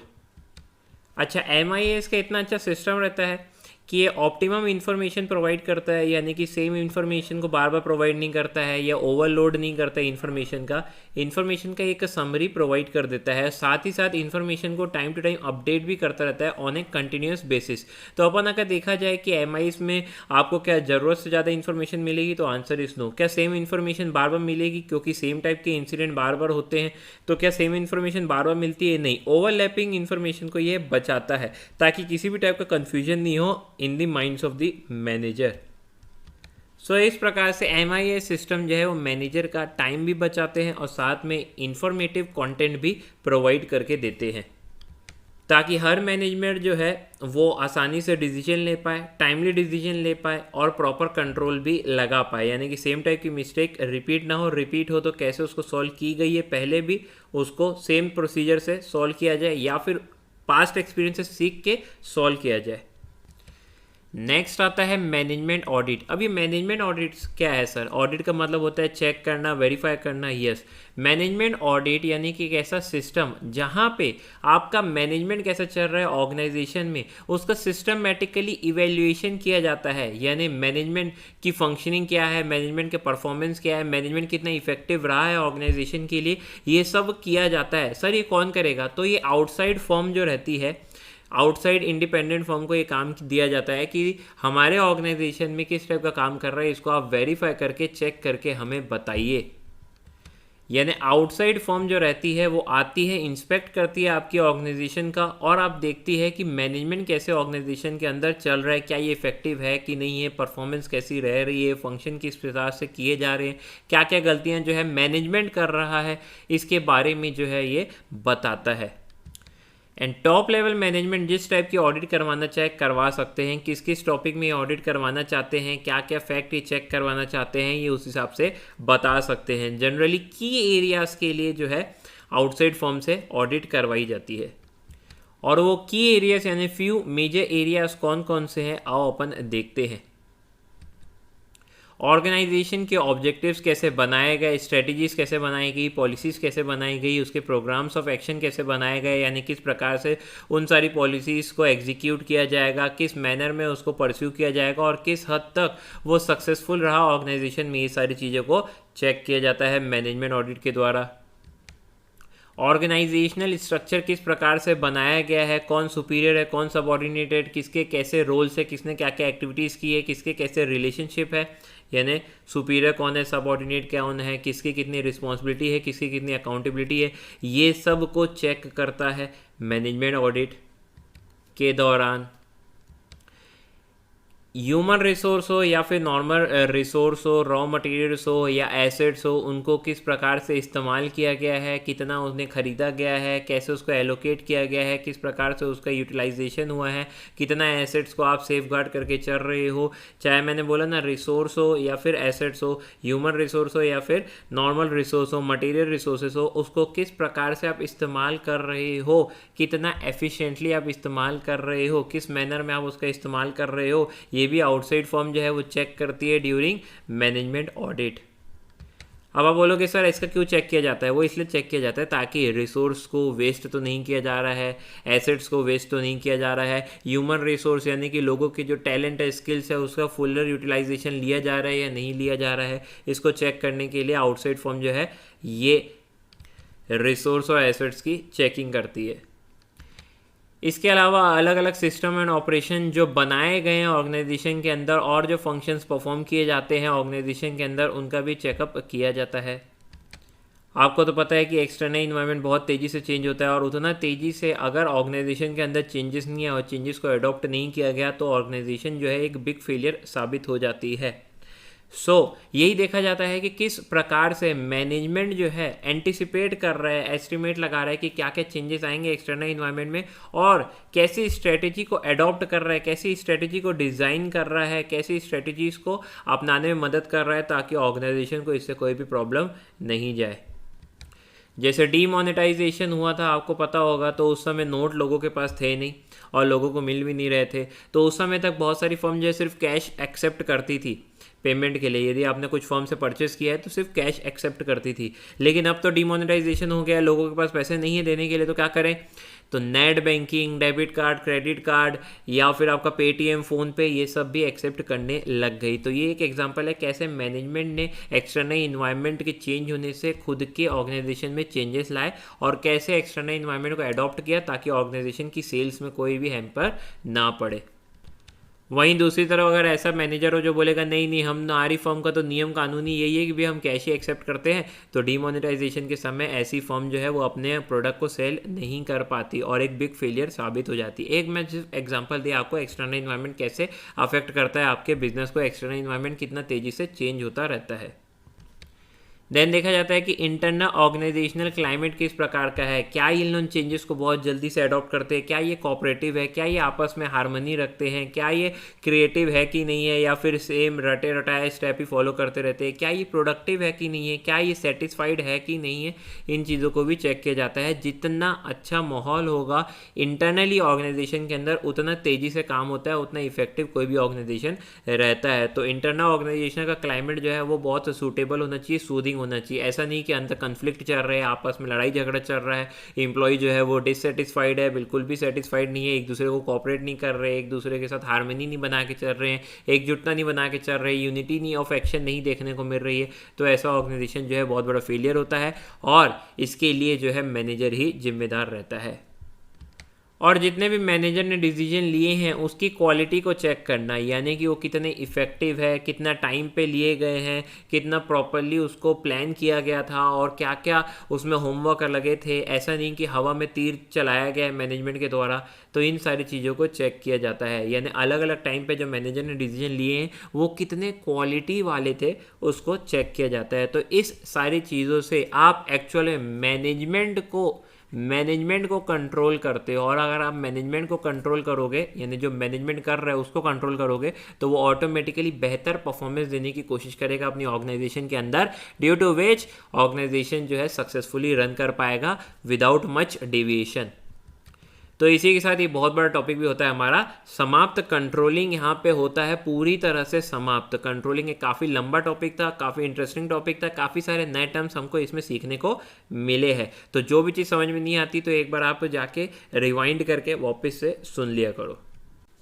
Next topic जो अपन पढ़ने वाले हैं वो है कम्युनिकेशन। अब कम्युनिकेशन एक लैटिन वर्ड से डिराइव किया गया है और ये लैटिन वर्ड क्या है? कम्युनीस। ये याद रखना एमसीक्यू के पर्पस के लिए, लैटिन वर्ड है कम्युनीस, जिससे कम्युनिकेशन को डिराइव किया गया है। अब ये कम्युनीस का मतलब है कॉमन। अब communication stand for sharing of ideas in common, यानी आइडियाज़ का शेयर करना कॉमन में, यानी आपस में मिल के, यानी एक इन्फॉर्मेशन को एक पर्सन से दूसरे पर्सन में पास आउट करना। तो communication is the process of passing information and understanding from one person to another. यानी कम्युनिकेशन करने में सर कम से कम दो लोगों की रिक्वायरमेंट है। यस, एक जो सेंडर जो मैसेज भेज रहा है और दूसरा है रिसीवर जो मैसेज को सुन के समझ रहा है या रीड करके समझ रहा है या कैसे भी मैसेज को रिसीव करके समझ रहा है। क्या कम्युनिकेशन में सिर्फ और सिर्फ इन्फॉर्मेशन एक्सचेंज की जाती है? तो communication it's a process of exchange of facts, ideas, opinion and even emotions. यानी आप इमोशन भी कम्युनिकेट कर पाते हो तो वो भी कम्युनिकेशन के अंदर ही आता है। तो फैक्ट्स हो, आइडिया हो, ओपिनियन हो, इमोशंस हो, एक्सप्रेशंस हो, एक या एक से अधिक पर्सन के बीच में अगर इसको कम्युनिकेट किया जाता है तो उसे अपन कम्युनिकेशन ही कहते हैं। अब कम्युनिकेशन तभी कंप्लीट होता है जब आप एक प्रॉपर अंडरस्टैंडिंग क्रिएट करते हैं in the mind of the listener या in the mind of the person जो उस मैसेज को रिसीव कर रहा है। दस इंफॉर्मेशन को, डेटा को, फैक्ट्स को, आइडियाज़ को, ओपिनियन को, इमोशंस को यदि आप दूसरे पर्सन से एक्सचेंज करते हैं तो उसे अपन कम्युनिकेशन कहते हैं। और ये भी मेक श्योर करें कि सामने वाला पर्सन जो है उस मैसेज को उसी तरीके से समझा है जिस तरीके से आप उसे समझाना चाहते थे, यानी उसका कोई दूसरा मीनिंग नहीं निकाल लिया। अगर कोई दूसरा मीनिंग आपकी बातों का निकाल दिया है तो कम्युनिकेशन प्रोसेस वहाँ पे फेल हो जाएगा, क्योंकि एक्चुअल इन्फॉर्मेशन जो आप पास आउट करना चाहते थे, जो एक्सचेंज करना चाहते थे, वो नहीं हुई, कुछ और ही उसका मतलब निकल गया है। नाउ पढ़ते हैं इम्पोर्टेंस ऑफ कम्युनिकेशन। ऑर्गेनाइजेशन के लिए क्यों इंपॉर्टेंट है कम्युनिकेशन का होना? तो देखो, रूल्स, रेगुलेशन, पॉलिसीज, ये सब top level management, middle level management and lower level management को कम्युनिकेट करते हैं ताकि ऑर्गेनाइजेशन में काम ठीक तरीके से हो पाए। ऑर्गेनाइजेशन में कम्युनिकेशन करने से लोग आपस में बंधे रहते हैं, स्ट्रक्चर जो है वो साथ में रहता है, सुपीरियर सबऑर्डिनेट रिलेशनशिप बना रहता है, या अपन कह सकते हैं कम्युनिकेशन जो है वो एक टाइप से ब्रिज बना हुआ है, bridge of meaning between two और more people in the organisation. Communication के द्वारा ही अंडरस्टैंडिंग और एक्सेप्टेंस ऑफ आइडियाज़ आपस में किया जाता है एम्प्लॉयज़ के द्वारा। अच्छा मैनेजमेंट तभी हो पाएगा, गुड मैनेजमेंट तभी हो जाएगा जब वहाँ पे इफ़ेक्टिव कम्युनिकेशन अकर हो रहा है, यानी सुपीरियर कोई बात बोला तो सबऑर्डिनेट उसको सुना, समझा और वैसे ही एग्जीक्यूट किया। यदि आपके सबऑर्डिनेट आपकी बात ठीक से नहीं सुन रहे, या आपके मैसेज को क्लियरली नहीं समझ रहे, या आप जो कम्युनिकेट करना चाह रहे हैं उसे आप नहीं समझ पा रहे हैं, तो कभी भी वहाँ पर प्रॉपर मैनेजमेंट नहीं हो पाएगा। तो अपन ऐसा कह सकते हैं कि एक मैनेजमेंट का पार्ट होता है, एक सब्सटेंस होता है इफ़ेक्टिव कम्युनिकेशन का होना। अब मैं ऐसा कहीं पे भी नहीं कर रहा हूँ कि कम्युनिकेशन अच्छी होने से हमेशा अच्छा मैनेजमेंट ही होगा, ऐसा मैं नहीं कह रहा हूँ। मैंने बोला अच्छी मैनेजमेंट करने के लिए एक बहुत इंपॉर्टेंट पार्ट होता है इफ़ेक्टिव कम्युनिकेशन का होना। और भी चीज़ें होती है, लेकिन इफ़ेक्टिव कम्युनिकेशन का होना एक पार्ट है। जैसे अच्छी लीडरशिप होना, कॉन्फिडेंस बिल्डअप करना, डिसीजन मेकिंग प्रोसेस अच्छा होना, ये सारी भी एक पार्ट होती है अच्छे मैनेजमेंट के लिए। वैसे ही उसी प्रकार से इफ़ेक्टिव कम्युनिकेशन भी एक पार्ट है गुड मैनेजमेंट होने का, अच्छे से मैनेजमेंट ऑर्गेनाइजेशन में करने का। नाउ कम्युनिकेशन का प्रोसेस पढ़ते हैं, बहुत ही सिंपल है, वैसे दिखने में काफ़ी लंबा चौड़ा दिखेगा लेकिन ऐसा कुछ है नहीं। यानी कम्युनिकेशन कैसे होती है, इसका कंप्लीट प्रोसेस। सबसे पहले होता है सेंडर, यानी ऐसा पर्सन जो इन्फॉर्मेशन पास आउट करना चाहता है, तो उस पर्सन को अपन बोलते हैं सेंडर। सेंडर क्या करता है, डेटा या इन्फॉर्मेशन को कम्युनिकेट करना चाह रहा है तो वो कम्युनिकेट करेगा। तो वो सेकंड चीज़ क्या करता है, एनकोडिंग करता है। एनकोडिंग का मतलब है वो अपने मैसेज को कन्वर्ट कर देता है कुछ कॉम्प्लेक्स डेटा में, यानी अपने मैसेज को इस प्रकार से कन्वर्ट कर देना ताकि रिसीवर ही समझ पाए। बीच में अगर कोई पर्सन सुन ले या देख ले तो उस मैसेज को नहीं देख पाए या नहीं समझ पाए। आप देखते होगे व्हाट्सएप में भी एनक्रिप्टेड होता है, बोलते हैं एनक्रिप्ट करना चाहते हो क्या आप अपने पूरे डेटा को, तो उसमें अगर आप मैसेज भेजते हो हाय, तो उसको कन्वर्ट कर देता है हाय को कुछ इस प्रकार से, तो एनक्रिप्ट कर देता है, और फिर जो पर्सन मेन जो सुनने वाला जो रिसीवर है उसकी मोबाइल में वापस से कन्वर्ट होके हाय ही आता है, ताकि बीच में अगर कोई उस इन्फॉर्मेशन को देख ले, उस डेटा को देख ले कैसे भी लीक करके, तो वो कभी भी नहीं समझ पाए। तो एनकोडिंग का मतलब और कुछ नहीं है बल्कि ऐसी सिलेक्शन ऑफ लैंग्वेज है जिसमें आप मैसेज को देना चाहते हैं। अब ज़रूरी नहीं हर बार एनकोडिंग आप स्ट्रॉन्ग ही करें या फिर पासवर्ड में ही कन्वर्ट कर दे या कोड में ही कन्वर्ट कर दे मैसेज को, वैसा नहीं होता है। ये कई बार इस्तेमाल किया जाता है जब आप मैसेज को छुपाना चाहते हैं किसी और से, यानी किसी और के हाथ ना लगे, तो आप एनकोडिंग करते हैं, यानी कि आप मैसेज को कोड के फॉर्म में कन्वर्ट कर देते हैं। अदरवाइज आप किसी भी फॉर्म में कन्वर्ट कर सकते हैं। बस आपको ये मेक श्योर करना है कि एनकोडिंग करने से कुछ इस प्रकार कीजिए ताकि रिसीवर जो है उस मैसेज को ठीक तरीके से समझ पाए और मैसेज जो है उसको ठीक तरीके से कम्युनिकेट हो पाए। नाउ थर्ड चीज़ होती है मैसेज, मेन मैसेज, यानी कि कंटेंट जो आप कम्युनिकेट करना चाहते हैं। तो मैसेज जो है वो बहुत क्लियर होना चाहिए, अनएम्बिग्यूअस होना चाहिए, यानी उसमें ऐसी कोई भी बात नहीं होनी चाहिए जिसके डबल मीनिंग हो या फिर जो चीज़ क्लियर ना हो या स्पेसिफिक ना हो। तो आप मेक श्योर करिए कि आपका आइडिया जो है, जो आप मैसेज देना चाहते हैं, वो बहुत ज़्यादा क्लियर हो, स्पेसिफिक हो, टू द पॉइंट हो। देन आता है मीडियम, आप किस मीडियम से मैसेज पहुंचाना चाहते हैं, क्या आप फ़ोन करके पहुंचाना चाहते हैं या फिर आप एक्सप्रेशन, फेशियल एक्सप्रेशन से पहुंचाना चाहते हैं, या आपके टोन ऑफ वॉइस किस प्रकार से आप बोल रहे हैं उससे भी बहुत ज़्यादा फ़र्क पड़ता है। या मैसेज को आप ओरली बताना चाहते हैं, राइटिंग में बताना चाहते हैं, इशारों से बताना चाहते हैं, तो आप मीडियम अपना चुन सकते हैं। ये मीडियम हो सकता है फेस टू फेस कम्युनिकेशन, ये मीडियम हो सकता है टेलीफोन, ये मीटिंग हो सकता है ग्रुप मीटिंग, ये मीडियम हो सकता है कंप्यूटर का इस्तेमाल करके, ये मीडियम हो सकता है व्हाट्सएप, चैट्स, टेलीग्राम, किसी भी चीज़ का इस्तेमाल करके आप मैसेज को भेज सकते हैं। देन आता है डी कोडिंग। डी कोडिंग का मतलब होता है जो आपने कोडेड मैसेज भेजा है रिसीवर को, वो रिसीवर उसको डी कोड करता है, यानी कि उस मैसेज को इंटरप्रिटेट करता है, उसका रियल मीनिंग जो है निकालने की कोशिश करता है। कौन? रिसीवर। तो इसी को कहते हैं D coding. Interpretation of message जो है वो डिपेंड करता है कि रिसीवर कितना इंटेलिजेंट है, रिसीवर के पॉइंट ऑफ व्यू से रिसीवर किस प्रकार से उस मैसेज को देखता है, उसकी क्या परसेप्शन है, उसके क्या पास्ट एक्सपीरियंस है, उसका क्या नेचर है, उसका क्या एटीट्यूड है, उस हिसाब से उस मैसेज को वो समझता है। देन आता है दी रिसीवर। रिसीवर यानी कि अदर पर्सन, जो कम्युनिकेशन आप कर रहे हो, एक सेंडर है दूसरा रिसीवर है। सेंडर ने इन्फॉर्मेशन भेजी, रिसीवर को उसको समझना है, उसको अंडरस्टैंड करना है। तो वो पर्सन जो उस मैसेज को केयरफुली अंडरस्टैंड करता है उसी को अपन क्या बोलते हैं, रिसीवर बोलते हैं। तो जो अदर पर्सन रहता है जिसको मैसेज भेजा जाता है, जिसको समझाने के लिए उस मैसेज को लिखा गया है, उसी को ही अपन क्या कहते हैं, रिसीवर कहते हैं। देन रिसीवर ने मैसेज को पढ़ लिया, समझ लिया, अंडरस्टैंड कर दिया, अब वो रिप्लाई देगा जिसको अपन बोलते हैं फीडबैक। तो रिप्लाई देने के प्रोसेस को अपन क्या बोलते हैं, फीडबैक प्रोवाइड करना। यहाँ पे रिसीवर जो है आंसर को सुन के, बातों को सुन के अपना रिप्लाई रेडी करता है। अपना रिप्लाई जो वो देता है उसे अपन क्या कहते हैं, फीडबैक कहते हैं। यानी कि अब फीडबैक के दौरान रिप्लाई दे कौन रहा है, रिसीवर देता है। और ये इन्फॉर्मेशन किसके पास भेजता है, ये भेजता है सेंडर के पास वापस से।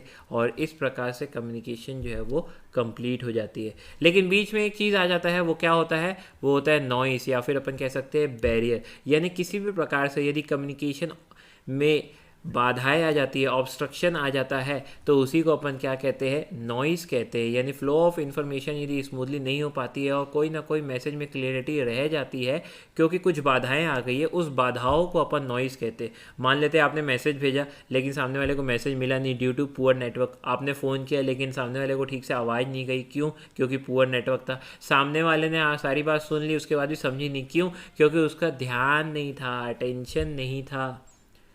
तो इस कारण से भी नॉइस हो जाता है, यानी कि बैरियर आ जाता है। तो किसी भी प्रकार से इन्फॉर्मेशन अगर स्मूथली फ्लो नहीं हो पाती और रिसीवर उस मैसेज को अंडरस्टैंड नहीं कर पाता है तो उसी को अपन कहते हैं क्या, नॉइस। अब ये किसी भी कारण से हो सकती है, चाहे पुअर नेटवर्क हो, चाहे रिसीवर ध्यान से सुन ना रहा हो, या रिसीवर का ध्यान कहीं और पे हो, या रिसीवर सुनने के बाद भी उसको समझ नहीं पाया हो, या फिर आपने लैंग्वेज, सामने वाले को पंजाबी आती थी, आपने इंग्लिश में एक्सप्लेन कर दिया तो भी उसको समझ नहीं आया। तो ये सारी चीज़ें भी नॉइज़ के अंदर आ जाती है। तो ये कंप्लीट प्रोसेस जिसमें आप कम्युनिकेशन समझे हो, कम्युनिकेशन सेंडर से स्टार्ट होता है एंड देन फाइनली फीडबैक में ख़त्म होता है। नॉइस तो कहीं पे भी आ सकता है, वो सेंडर के पॉइंट ऑफ व्यू से भी आ सकता है, जब वो मैसेज भेज रहा है तो भी नॉइस हो सकता है, और रिसीवर जब फीडबैक दे रहा है सेंडर को तभी भी नॉइस हो सकता है। यानी कि किसी भी टाइप का बैरियर आना जिससे इन्फॉर्मेशन प्रॉपर तरीके से पास आउट नहीं हो पाए उसे अपन नॉइस या फिर बैरियर कहते हैं। थस इसी के साथ हमारा कम्युनिकेशन प्रोसेस होता है समाप्त। नाउ देखते हैं types of organisational communication. Communication किस टाइप से किया जाता है। तो on the basis of relationship between the parties communication formal भी हो सकता है और इनफॉर्मल भी हो सकता है। On the basis of flow of direction communication downward, upward या हॉरिजॉन्टल भी हो सकता है। क्या बोला मैं, on the basis of relationship between the parties formal या इनफॉर्मल हो सकता है। On the basis of flow of direction communication downward, upward या हॉरिजॉन्टल हो सकता है। सर क्या मतलब है, आओ समझते हैं। सबसे पहले है फॉर्मल एंड इनफॉर्मल कम्युनिकेशन। देखो फॉर्मल कम्युनिकेशन का मतलब होता है ऑफिशियल मैसेज जो एक एम्प्लॉय दूसरे एम्प्लॉय को दे रहा है by virtue of its position in the organisational structure. भाई मैनेजर क्यों इंफॉर्मेशन प्रोवाइड कर रहा है अपने एम्प्लॉयज़ को, क्योंकि वो उस पोजीशन में है ऑर्गेनाइजेशनल स्ट्रक्चर में, वो सीनियर है, सामने वाला जूनियर है, मैनेजर कुछ बात बताना चाहता है, वो भी ऑफिशियल मैसेज है, काम की बात है, तो उसे अपन कहते हैं फॉर्मल कम्युनिकेशन। यानी काम के दौरान आपस में बातचीत जो करते हो आप काम की, उसको अपन बोलते हैं formal communication. On the other hand informal communication यानी कि दोस्ती यारी हो गई, पर्सनल ग्रुप बन गए, चैट्स ग्रुप बन गए, वहाँ पे आप जो भी बातें करते हैं, एक दूसरे को आइडिया शेयर करते हैं, वो सारी इनफॉर्मल कम्युनिकेशन होती है। यानी दोस्ती यारी वाली जो इन्फॉर्मेशन आप शेयर करते हैं उसे अपन इनफॉर्मल कहते हैं। Communication is said to be informal when it's grown up spontaneously from personal and group interest. Now ये तो हो गया on the basis of relationship of the parties. अब सेकेंड है on the basis of flow of direction. किस flow में communication हो रहा है, किस डायरेक्शन में कम्युनिकेशन हो रहा है, उसके हिसाब से भी कम्युनिकेशन डाउनवर्ड, अपवर्ड और हॉरिजॉन्टल कम्युनिकेशन में डिवाइड की गई है। वो कैसे सर, देखो मैं बता रहा हूँ। ये सुपीरियर है और नीचे है सबऑर्डिनेट। अब सुपीरियर जो है सबऑर्डिनेट को ऑर्डर्स दे रहा है, क्या दे रहा है, ऑर्डर्स दे रहा है। तो सुपीरियर सबऑर्डिनेट को ऑर्डर्स दे रहा है। ये फ्लो ऑफ इंफॉर्मेशन कैसा जा रहा है सर, ये नीचे जा रहा है, तो इसी को अपन क्या बोलेंगे, डाउनवर्ड कम्युनिकेशन। तो बहुत सिंपल था, यस ये बहुत सिंपल है। On the basis of direction of information आप जो है कम्युनिकेशन को डिवाइड किए। नाउ इसका उल्टा करके देखते हैं, ये सुपीरियर है और एक सबऑर्डिनेट है। सबऑर्डिनेट जो है वो सुपीरियर को अपना आइडिया या फिर फीडबैक जो है वो प्रोवाइड कर रहा है। यहाँ पे फीडबैक सबऑर्डिनेट दिया है किसको, सुपीरियर को। फ्लो ऑफ इंफॉर्मेशन कैसा है सर, ऊपर की ओर जा रहा है, तो इसे अपन क्या कहेंगे, अपवर्ड कम्युनिकेशन कहेंगे। चलो एक और एग्जांपल देते हैं। मान लेते हैं ये परचेज डिपार्टमेंट का हेड है, परचेज मैनेजर है, और ये जो है प्रोडक्शन डिपार्टमेंट का मैनेजर है, दोनों ही मैनेजर है, करेक्ट। अब ये है कंपनी का सीईओ, और ये मैंने बना दिया कि ऑर्गेनाइजेशनल स्ट्रक्चर एक हिसाब से मैंने बनाया है। अब परचेस मैनेजर जो है प्रोडक्शन मैनेजर से कुछ कम्युनिकेट कर रहा है, या प्रोडक्शन मैनेजर परचेस मैनेजर से कुछ कम्युनिकेट कर रहा है, तो सेम रैंकिंग वाले लोग आपस में कम्युनिकेट कर रहे हैं ऑर्गेनाइजेशन के अंदर। इनकी रैंकिंग कैसी है, सेम है, ये भी मैनेजर है, ये भी मैनेजर है, ये परचेस का है, ये प्रोडक्शन का है। तो सेम रैंकिंग के लोग, सेम लेवल के लोग जब आपस में कम्युनिकेट करते हैं तो ये सीधा सीधा कम्युनिकेशन होता है सेम लेवल के बीच, इसलिए इसको क्या बोलते हैं, हॉरिजॉन्टल कम्युनिकेशन बोलते हैं। एक और होता है डायगोनल कम्युनिकेशन, लेकिन वो आपको है नहीं तो अपन नहीं पढ़ रहे हैं। तो ये क्या हो गया, हॉरिजॉन्टल कम्युनिकेशन हो गया, जब आप सेम लेवल के बीच में आपस में कम्युनिकेट करते हैं।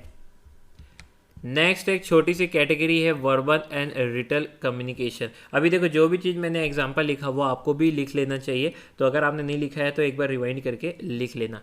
तो वर्बल एंड रिटन कम्युनिकेशन क्या होता है, जब आप कम्युनिकेशन करते हो मुंह से, ओरली आप मैसेज को ट्रांसफ़र करते हो तो उसे अपन वर्बल कम्युनिकेशन बोलते हैं। जब आप लिख के कम्युनिकेशन करते हो, यानी मैसेज को ट्रांसफ़र करते हो, तो उसे अपन रिटन कम्युनिकेशन कहते हैं।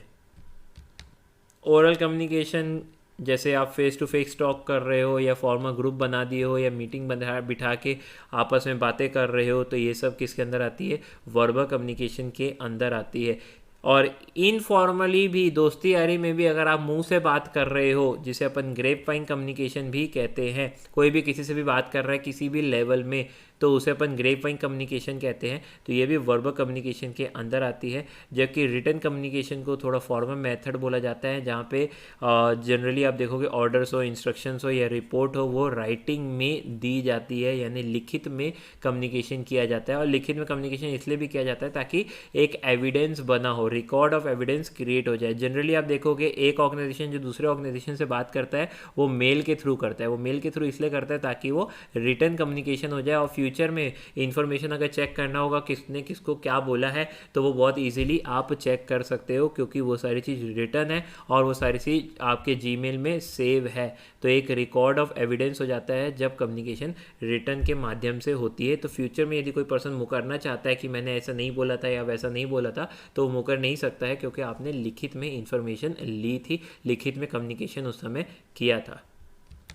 नाउ नेक्स्ट टॉपिक आता है बैरियर्स टू कम्युनिकेशन। बैरियर्स ये वही है क्या सर जो ऊपर नॉइस पड़े थे, हाँ, यानी किसी भी तरीके से मैसेज अगर प्रॉपर तरीके से पहुंच नहीं पाता है रिसीवर तक, या फिर रिसीवर उसको समझ नहीं पाता है, या किसी भी टाइप से अंडरस्टैंडिंग नहीं बैठ पाती है कम्युनिकेशन में, तो वो बैरियर्स के अंदर आ जाता है। तो आंसर इज यस। किस किस टाइप के बैरियर्स आपको मिलते हैं वो अपन देखते हैं। सबसे पहला है फिल्टरिंग। फिल्टरिंग में क्या किया जाता है, सेंडर के द्वारा जानबूझ के मैसेज को कन्वे इस प्रकार से किया जाता है जिसमें कुछ वाइटल इंफॉर्मेशन जो है वो हाइड कर दी जाती है। तो ये जानबूझ के सोची समझी साजिश जिसको अपन कह सकते हैं जो सेंडर करता है, ताकि रिसीवर जो है वो मिसलीड हो जाए, यानी उस मैसेज को समझ नहीं पाए और गलत मतलब निकाले उस मैसेज का, तो इसे अपन कहते हैं फिल्टरिंग। सेकेंड होता है सिलेक्टिव परसेप्शन। सिलेक्टिव परसेप्शन का मतलब है यहाँ पे गलती रिसीवर की है। कैसे है सर गलती रिसीवर की, रिसीवर जो है वो अपना एक पॉइंट ऑफ व्यू बना के बैठा हुआ है और वो मैसेज को उसके हिसाब से ही रीड करता है। मान लेते हैं आपने, सेंडर ने मैसेज भेजा कि आपका जो गाना मैंने सुना वो ठीक था, तो सुनने वाला यानी रिसीवर ने क्या बोला, अरे ये तो मेरे से लड़ाई करके बैठा है, इसको तो कभी मेरा गाना अच्छा लग ही नहीं सकता है। जबकि वहाँ पे सेंडर का मतलब ठीक से अच्छा ही था, लेकिन उसको प्रेजेंट ठीक वर्ड से किया गया था। तो इस प्रकार से भी होता है जब रिसीवर जो है अपना माइंड में कोई पिक्चर बना के रखा रहता है सेंडर की, तो वो जो है अपने हिसाब से उस मैसेज का इंटरप्रिटेशन करता है, सेम शब्दों का गलत मीनिंग भी निकाल देता है, या सेम शब्दों को ओवर एग्जेगरेट करके समझता है। तो ये होता है सिलेक्टिव परसेप्शन, जब आप सामने वाले माइंड में रिसीवर जो है वो पिक्चर बना के बैठा हुआ है सेंडर की, और उस मैसेज को फिर वो उस हिसाब से समझता है।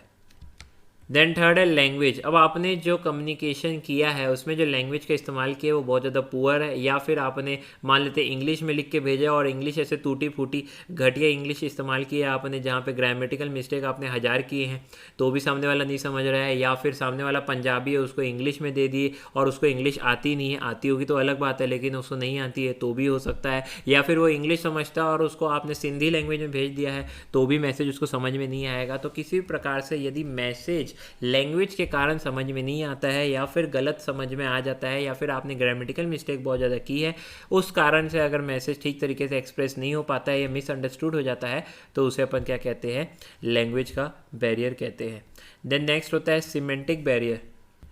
सिमेंटिक बैरियर में आप लैंग्वेज का, वर्ड्स का, सिंबल्स का एंड एक्सप्रेशन का किस हिसाब से इंटरप्रिटेशन कर रहे हो, यानी आप लैंग्वेज तो समझ गए लेकिन उस लैंग्वेज के, अब एक लैंग्वेज में एक शब्द के बहुत अलग अलग मीनिंग भी होते हैं, तो किस वे में आप इंटरप्रिटेट कर रहे हो उस मैसेज को, उसके ऊपर डिपेंड करता है। यदि आप सही तरीके से इंटरप्रिटेट करते हैं तब तो कोई टेंशन नहीं है, यदि आपने इंटरप्रिटेशन गलत कर लिया या आपने रॉन्ग समझ लिया तो वो सब किसके अंदर आ जाता है, सिमेंटिक बैरियर के अंदर आ जाता है। तो आप लैंग्वेज को, वर्ड्स को, सिम्बल्स को, एक्सप्रेशन को ठीक तरीके से नहीं समझ पाए या फिर उसका सही मीनिंग नहीं इंटरप्रिटेट कर पाए, क्योंकि अभी इंग्लिश हो या फिर कोई भी लैंग्वेज हो, वो हर लैंग्वेज में कोई ना कोई शब्द ऐसे होते हैं जिसके डिफरेंट डिफरेंट मीनिंग भी होते हैं, या फिर सिंबल्स के भी डिफरेंट डिफरेंट मीनिंग रखे जा सकते हैं। तो आप किस प्रकार से उसका इंटरप्रिटेशन कर रहे हो उसके ऊपर डिपेंड करता है अंडरस्टैंडिंग। और अगर आप सही इंटरप्रिटेट किए तब तो ठीक है, यानी जिस वे में सेंडर ने मैसेज को भेजा है उसी वे में आपने इंटरप्रेट किया तब ठीक है,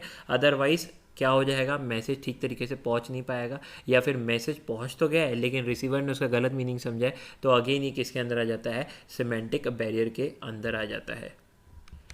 नेक्स्ट होता है इमोशंस। देखो इमोशंस दोनों के यहाँ काम करते हैं, चाहे सेंडर के हो या फिर रिसीवर के हो।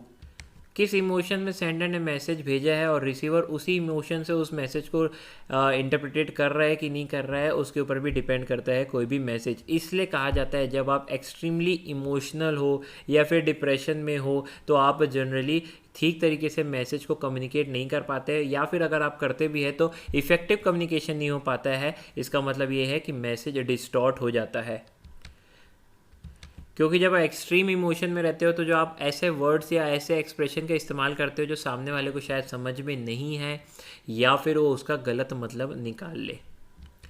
तो भाई जिस इमोशन में सेंडर भेजता है मैसेज को, उसी इमोशन के अकॉर्डिंगली रिसीवर जो है उसको समझने की कोशिश करता है। फॉर एग्जांपल कोई पर्सन रो रो के कोई बात बता रहा है तो अपन भी इमोशनल हो जाते हैं, अपन ये सोचते हैं कि यार ये दुखी है इसीलिए ऐसा बोल रहा है, अदरवाइज कुछ और बोलता है, ये दुखी है इसीलिए ऐसा बोल रहा है। तो देखा, आप इफेक्टिव कम्युनिकेशन नहीं कर पाते जब आप एक्सट्रीमली इमोशनल होते हैं।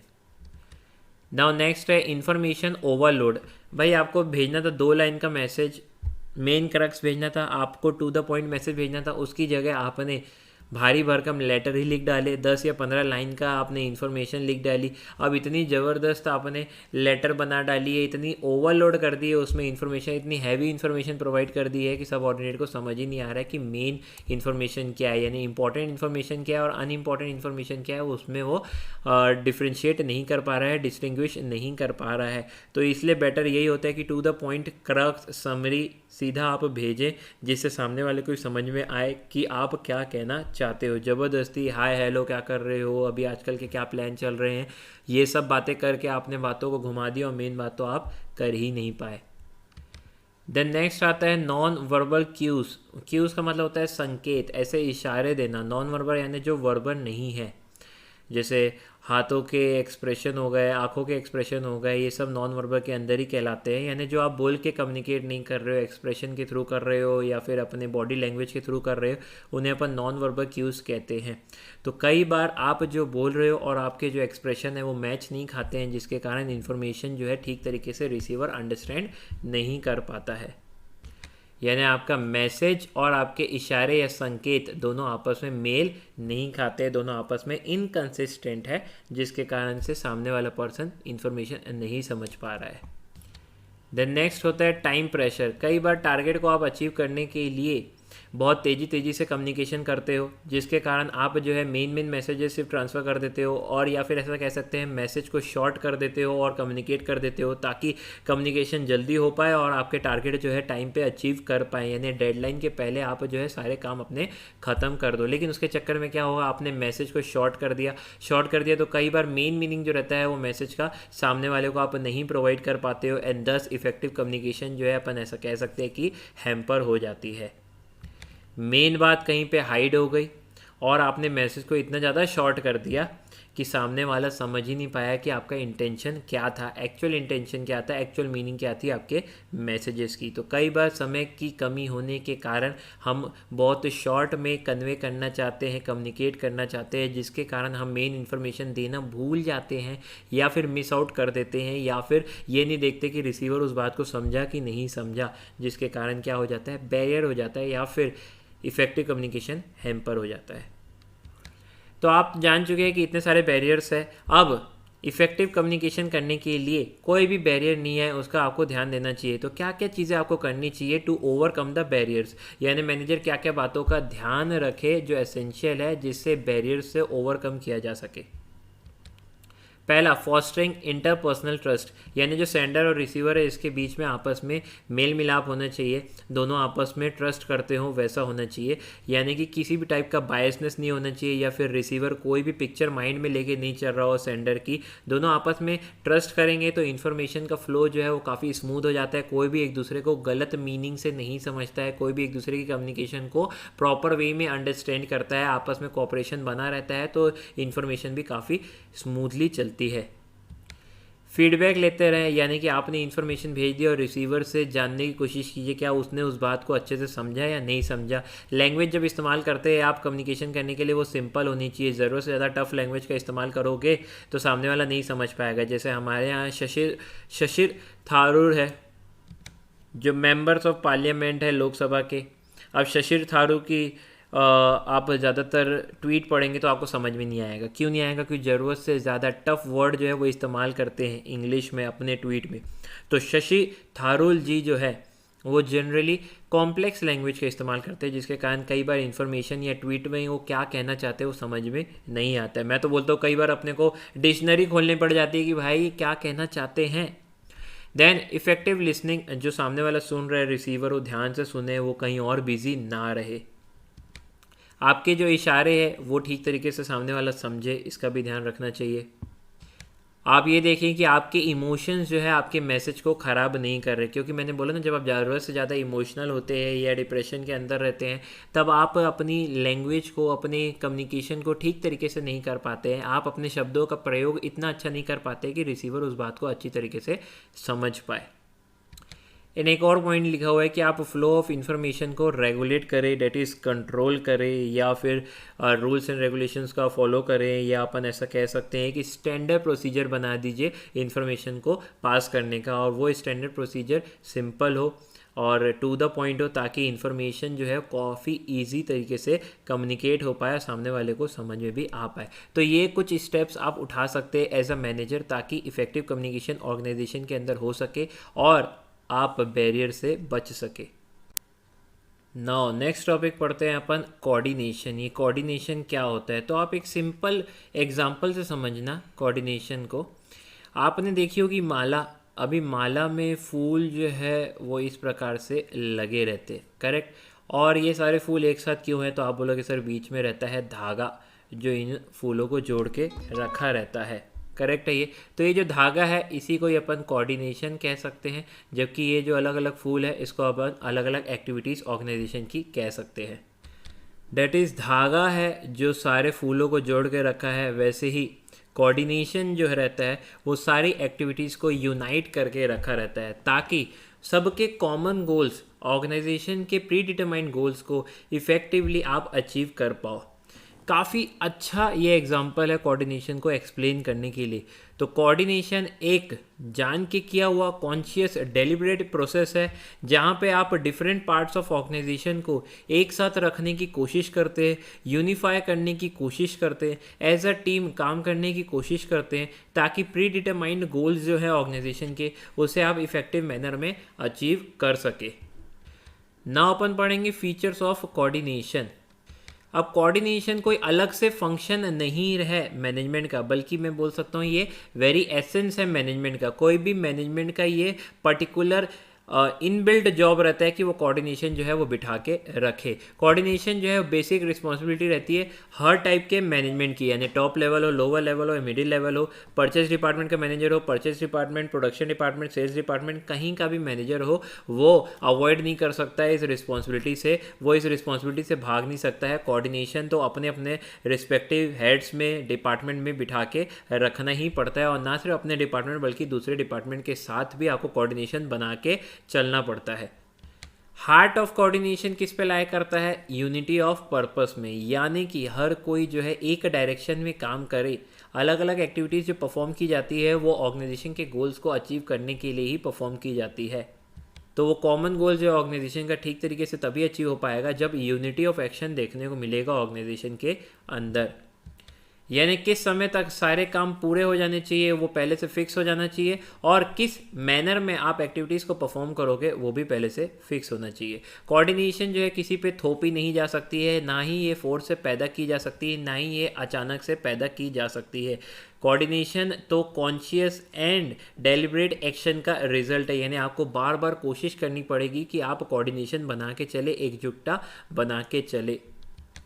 कोऑर्डिनेशन एक कंटिन्यूस या फिर ऑनगोइंग प्रोसेस है। ऐसा नहीं कह सकते कि आप एक बार कोऑर्डिनेशन अच्छे से जमा दिया और उसके बाद आप कोऑर्डिनेशन नहीं जमाओगे तो भी चलेगा। नो, आपको कोऑर्डिनेशन जो है कंटिन्यूसली चलाते रहना पड़ेगा, बनाते रहना पड़ेगा, प्रॉपर तरीके से कोऑर्डिनेट करके चलते रहना पड़ेगा, तभी आप लॉन्ग टर्म में ऑर्गेनाइजेशन के गोल्स को अचीव करवा सकते हैं। कोऑर्डिनेशन में इन्वॉल्व रहता है orderly arrangement of group efforts, यानी कौन से एफर्ट्स को पहले किया जाए, कौन से बाद में किया जाए, वो प्रॉपर तरीके से अरेंज होना चाहिए। आप एक सिंपल से एग्जांपल समझिए, यदि आपको कोई प्रोडक्ट बेचना है तो सबसे पहले रॉ मटेरियल परचेस करना पड़ेगा, तो परचेस वाला एफर्ट पहले आना चाहिए, फिर आप उस रॉ मटेरियल को कन्वर्ट करके फिनिश गुड्स में कन्वर्जन करोगे, बनाओगे, यानी कि प्रोडक्शन करोगे, तो प्रोडक्शन का काम सेकेंड होना चाहिए। देन थर्ड काम होना चाहिए सेल्स का, यानी बेचने का। तो आपने देखा कि अगर मैं पहले सेल्स करूं, फिर प्रोडक्शन करूं, फिर परचेस करूं, तो क्या काम बन पाएगा? तो आंसर इज नो। तो मैं ऐसा कह सकता हूँ कोऑर्डिनेशन क्या होता है? Coordination orderly arrangement of group efforts रहता है। यहाँ पे पहले परचेस होगा, फिर प्रोडक्शन होगा और फिर सेल होगा। अगर ये अरेंजमेंट चेंज किया जाए, इन ऑर्डर को चेंज किया जाए, तो प्रॉपर तरीके से कोऑर्डिनेशन देखने को ना मिलेगा। पहली चीज़, दूसरा ऑर्गेनाइजेशन के गोल्स भी अचीव नहीं हो पाएंगे। इसलिए कहा जाता है कि कोऑर्डिनेशन ग्रुप एफर्ट्स में रिक्वायर्ड रहता है, ना कि इंडिविजुअल एफर्ट्स में। यानी अगर कोई इंडिविजुअल अकेले में काम कर रहा है विदाउट अफेक्टिंग एनीवन्स फंक्शनिंग, तो वहाँ पे कोऑर्डिनेशन की ज़रूरत नहीं है। कोऑर्डिनेशन की ज़रूरत तो तभी पड़ती है जब आप ग्रुप में काम कर रहे हैं। कोऑर्डिनेशन को एक सिस्टम कॉन्सेप्ट बोला जाता है, इन द सेंस कि ये ऑर्गेनाइजेशन जो है वो एज अ सिस्टम काम कर रहा है। वो भी कैसा सिस्टम है? कोऑपरेटिव एफर्ट्स का। यहाँ पे सबको एक दूसरे के महत्व को समझना है, एक दूसरे के कामों को समझना है और यूनिटी बना के चलनी है। यानी सब डिपार्टमेंट में, सारे हेड्स में, सारी एक्टिविटीज़ में फ्यूजन होगा, यूनिटी ऑफ एक्शन देखने को मिलेगा, तभी ऑर्गेनाइजेशन के गोल्स जो है वो अचीव हो पाएंगे। तो सबके एफर्ट्स को मिला के चलना, यूनिटी बना के चलना, एकजुटता बना के चलना, ताकि ऑर्गेनाइजेशन के गोल्स को अचीव कर पाए, वही कोऑर्डिनेशन के मेन फीचर्स रहते हैं। नाउ नेक्स्ट है प्रिंसिपल्स ऑफ कोऑर्डिनेशन, यानी कौन कौन से प्रिंसिपल्स का आप पालन करेंगे ताकि इफेक्टिवली आप कोऑर्डिनेशन कर पाएँ। सबसे पहला है प्रिंसिपल ऑफ अर्ली स्टेज। देखो, planning, organising, staffing, directing, controlling, ये सारे जो है मेन फंक्शन होते हैं किसी भी मैनेजमेंट के। तो आपको प्लानिंग स्टेज से ही प्रॉपर कोऑर्डिनेशन स्टार्ट कर देना है। हर लेवल ऑफ मैनेजमेंट में आपको कोऑर्डिनेशन की रिक्वायरमेंट होती है। नेक्स्ट होता है प्रिंसिपल ऑफ कंटिन्यूटी। जैसे कि मैंने बात कर चुका ऑलरेडी कि कोऑर्डिनेशन एक कंटिन्यूस प्रोसेस है। मोस्ट ऑफ द पॉइंट इसमें जो है ऑलरेडी ऊपर जो अपन डिस्कस किए हैं वही आने वाले हैं, तो इसको अपन बार बार डिस्कस नहीं करेंगे। देन है प्रिंसिपल ऑफ डायरेक्ट कंट्रोल। इसका मतलब ये है, ये प्रिंसिपल ये कहता है कि सारे मैनेजर जो है वो डायरेक्टली कांटेक्ट करें अपने सबऑर्डिनेट से। जब आप डायरेक्टली कांटेक्ट करते हैं अपने सबऑर्डिनेट से, तो किसी भी टाइप का मिसअंडरस्टैंडिंग को आप अवॉइड कर सकते हैं, मिस इंटरप्रिटेशन को आप अवॉइड कर सकते हैं, कम्युनिकेशन बेहतर तरीके से हो पाता है, किसी भी टाइप का डिस्प्यूट नहीं देखने को मिलता है मैनेजर और सबऑर्डिनेट के बीच, और अगर होता भी है तो आप डायरेक्टली सॉल्व कर सकते हो। तो डायरेक्ट कॉन्टैक्ट रखना चाहिए अपने सबऑर्डिनेट के साथ हमेशा। ऐसा कोई थर्ड पर्सन इस्तेमाल नहीं करना चाहिए कम्युनिकेशन करने के लिए, अदरवाइज वो कुछ ना कुछ मिर्ची मसाला मिला के ही बात को बताएगा और बात बिगाड़ देगा। देन है प्रिंसिपल ऑफ रेसिप्रोकल रिलेशन। अब आपको पता है कि ऑर्गेनाइजेशन में यदि आप कोई भी डिसीजन लेते हैं तो वो सबको किसी ना किसी तरीके से अफेक्ट करेगा, हर डिपार्टमेंट को किसी ना किसी तरीके से अफेक्ट करता ही करता है। यानी कि डिसीजन और एक्शन सारे लोगों के, सारे एम्प्लॉयज़ के, सारे डिपार्टमेंट में आपस में इंटर रिलेटेड रहते हैं। तो कोई भी डिसीजन या कोई भी एक्शन लेने से पहले सारे मैनेजर को एक बार उसके इफेक्ट दूसरे डिपार्टमेंट में क्या पड़ने वाले हैं उसको लेके चलना चाहिए। इसी को बोलते हैं, this is called the principle of reciprocal relation. और एक हेल्दी कोऑर्डिनेशन तभी हो पाएगा जब आप इस प्रिंसिपल को फॉलो करते हैं, यानी आपके एक्शन कैसे दूसरों को अफेक्ट करेंगे उसको माइंड में रख के ही आपको एक्शन लेना चाहिए, आपको डिसीजन कोई भी लेना चाहिए। नाउ नेक्स्ट होता है प्रिंसिपल ऑफ इफेक्टिव कम्युनिकेशन। अभी इफेक्टिव कम्युनिकेशन बहुत ज़्यादा रिक्वायर्ड रहती है यदि आपको कोऑर्डिनेशन सक्सेसफुल बिठाना है। तो गुड कम्युनिकेशन अगर होगा हर डिपार्टमेंट के बीच में, हर एम्प्लॉयज़ के बीच में, तो सारे काम बड़ी आसानी से किए जाएंगे और प्रॉपर तरीके से आपस में यूनिटी बना के रखी जा सकती है। और अगर प्रॉपर कम्युनिकेशन नहीं होता है, कम्युनिकेशन में कहीं ना कहीं गैप है, लैकिंग है, कन्फ्लिक्ट है, तो वहाँ पर इफेक्टिव कम्युनिकेशन नहीं होगा, तो कोऑर्डिनेशन भी सक्सेसफुल नहीं हो पाएगा। नाउ नेक्स्ट है principle of clarity of objectives. Organisation के ऑब्जेक्टिव्स अगर सेट किए हुए हैं और वो बहुत ज़्यादा सिंपल है, क्लियर एंड स्पेसिफिक है, तो ही कोऑर्डिनेशन वहाँ पे सक्सेसफुली आप बिठा सकते हो। ऑर्गेनाइजेशन के अंदर जितने लोग भी काम करते हैं सबको ऑब्जेक्टिव्स बहुत क्लियर तरीके से आप समझा दो। कोई भी ऐसा पर्सन नहीं होना चाहिए जो डाउट में रहे ऑब्जेक्टिव्स को लेके। यदि ऑब्जेक्टिव्स क्लियर है आपके माइंड में तो उन ऑब्जेक्टिव्स को बहुत इजीली तरीके से आप अचीव कर सकते हो और वहीं पे आप प्रॉपर तरीके से कोऑर्डिनेशन भी बिठा सकते हो, क्योंकि सबको पता रहेगा कि वो किस डायरेक्शन में काम कर रहे हैं। तो इसी के साथ कोऑर्डिनेशन के सारे कॉन्सेप्ट होते हैं यहाँ पे समाप्त। नाउ नेक्स्ट आता है डायरेक्टिंग। अब ये लीडिंग से काफ़ी ज़्यादा मैच खाता है, एक पर्टिकुलर वर्ड दिया हुआ है डायरेक्टिंग, तो इसको अपन समझ लेते हैं। डायरेक्टिंग का मतलब है ऑर्डर को इशू करना सब ऑर्डिनेट को, यानी सुपीरियर जो है सब ऑर्डिनेट को ऑर्डर इशू करेगा, प्लस उसको सुपरवाइज करता है, देखता है कि कैसे वो ऑर्डर को कैरी कर रहा है और ज़रूरत पड़ने पे मोटिवेट करता है अपने एम्प्लॉयज़ को कि वो ज़्यादा से ज़्यादा अच्छी परफॉर्मेंस को दे, हेंस ऑर्गेनाइजेशन के ऑब्जेक्टिव्स को इफेक्टिवली अचीव किया जा सके। यानी डायरेक्शन के दौरान सुपीरियर जो है वो सब ऑर्डिनेट को ऑर्डर प्रोवाइड करता है और ये भी मेक श्योर करता है कि वो ऑर्डर ठीक तरीके से कैरी आउट हो रहा है कि नहीं हो रहा है, और ज़रूरत पड़ने पर अपने एम्प्लॉयज़ को मोटिवेट भी करता है ताकि एम्प्लॉयज़ जो है ज़्यादा कॉन्फिडेंट में होकर ज़्यादा अच्छे तरीके से काम कर पाए, ताकि ऑर्गेनाइजेशन के गोल्स को अचीव किया जा सकता है इन अ बेटर वे। नेक्स्ट छोटा सा टॉपिक दिया हुआ है importance of directing as a management of function, as a function of management. तो इसमें यह है कि डायरेक्शन कितना ज़्यादा इंपॉर्टेंट है। तो देखो डायरेक्शन में क्या किया जाता है, ह्यूमन रिसोर्स के साथ डील किया जाता है, जनरली ह्यूमन बीइंग के साथ डील किया जाता है, ह्यूमन रिलेशन जो है वहाँ निभाए जाते हैं, वहाँ पे ह्यूमन बीइंग को इन्फ्लुएंस करने की कोशिश की जाती है, सजेशन दिए जाते हैं ताकि परफॉर्मेंस जो है वो इम्प्रूव किया जा सके एम्प्लॉयज़ की एंटरप्राइज के अंदर और ऑर्गेनाइजेशन जो है गोल्स अचीव कर सके। डायरेक्शन के द्वारा ही सारे एम्प्लॉयज़ जो है वो यूनिटी में काम करते हैं, टीम स्पिरिट में काम करते हैं और एक डायरेक्शन में काम करते हैं, जिससे ऑर्गेनाइजेशन के गोल्स को आप अचीव कर पाओ इन अ बेटर वे।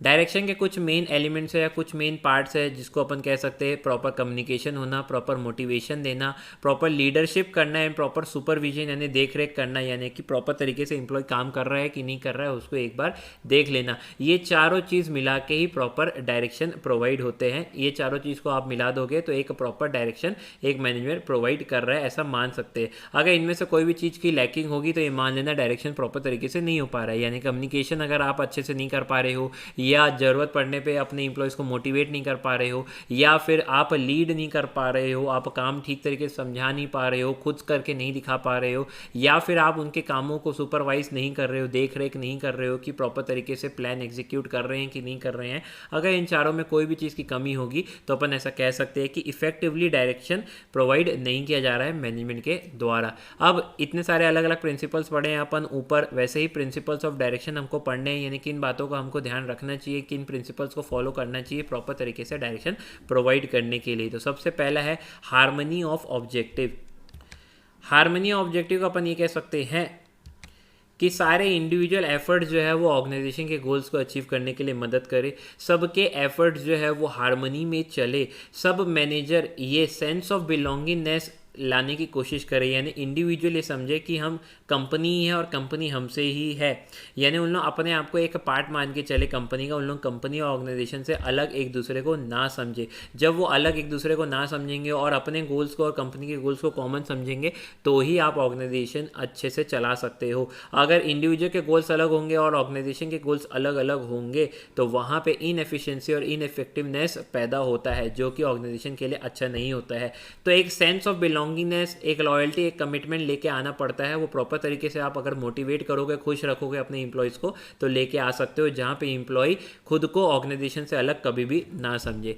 नेक्स्ट है यूनिटी ऑफ कमांड। ये अपन ऑलरेडी समझ चुके हैं पहले पुराने चैप्टर्स में। यूनिटी ऑफ कमांड का मतलब होता है कि सबऑर्डिनेट जो रहता है वो एक ऑर्डर जो है वो एक ही पर्सन से रिसीव करे, यानी सबऑर्डिनेट का सिर्फ एक सुपीरियर या एक ही बॉस होना चाहिए। एक से ज़्यादा बॉस होगा तो कन्फ्यूजन क्रिएट हो जाता है, और कन्फ्यूजन क्रिएट हो जाएगा तो काम तरीके से हो नहीं पाएगा, ऑर्गेनाइजेशन के अंदर एफिशिएंसी भी अचीव नहीं हो पाती है। तो unity of command and in fact unity of direction दोनों ही स्ट्रिक्टली फॉलो होने चाहिए। यूनिटी ऑफ डायरेक्शन का मतलब है कि हर के एफर्ट जो है वो कंपनी के गोल्स को अचीव करने के लिए ही करने चाहिए, एक ही डायरेक्शन में मूव होने चाहिए। दो अलग अलग पर्सन की एक्टिविटीज़ जो है अलग अलग डायरेक्शन में मूव नहीं करनी चाहिए। कॉमन डायरेक्शन होता है, डेट इज कंपनी के गोल को अचीव करना है, उसी डायरेक्शन में आपको मूवमेंट करनी चाहिए।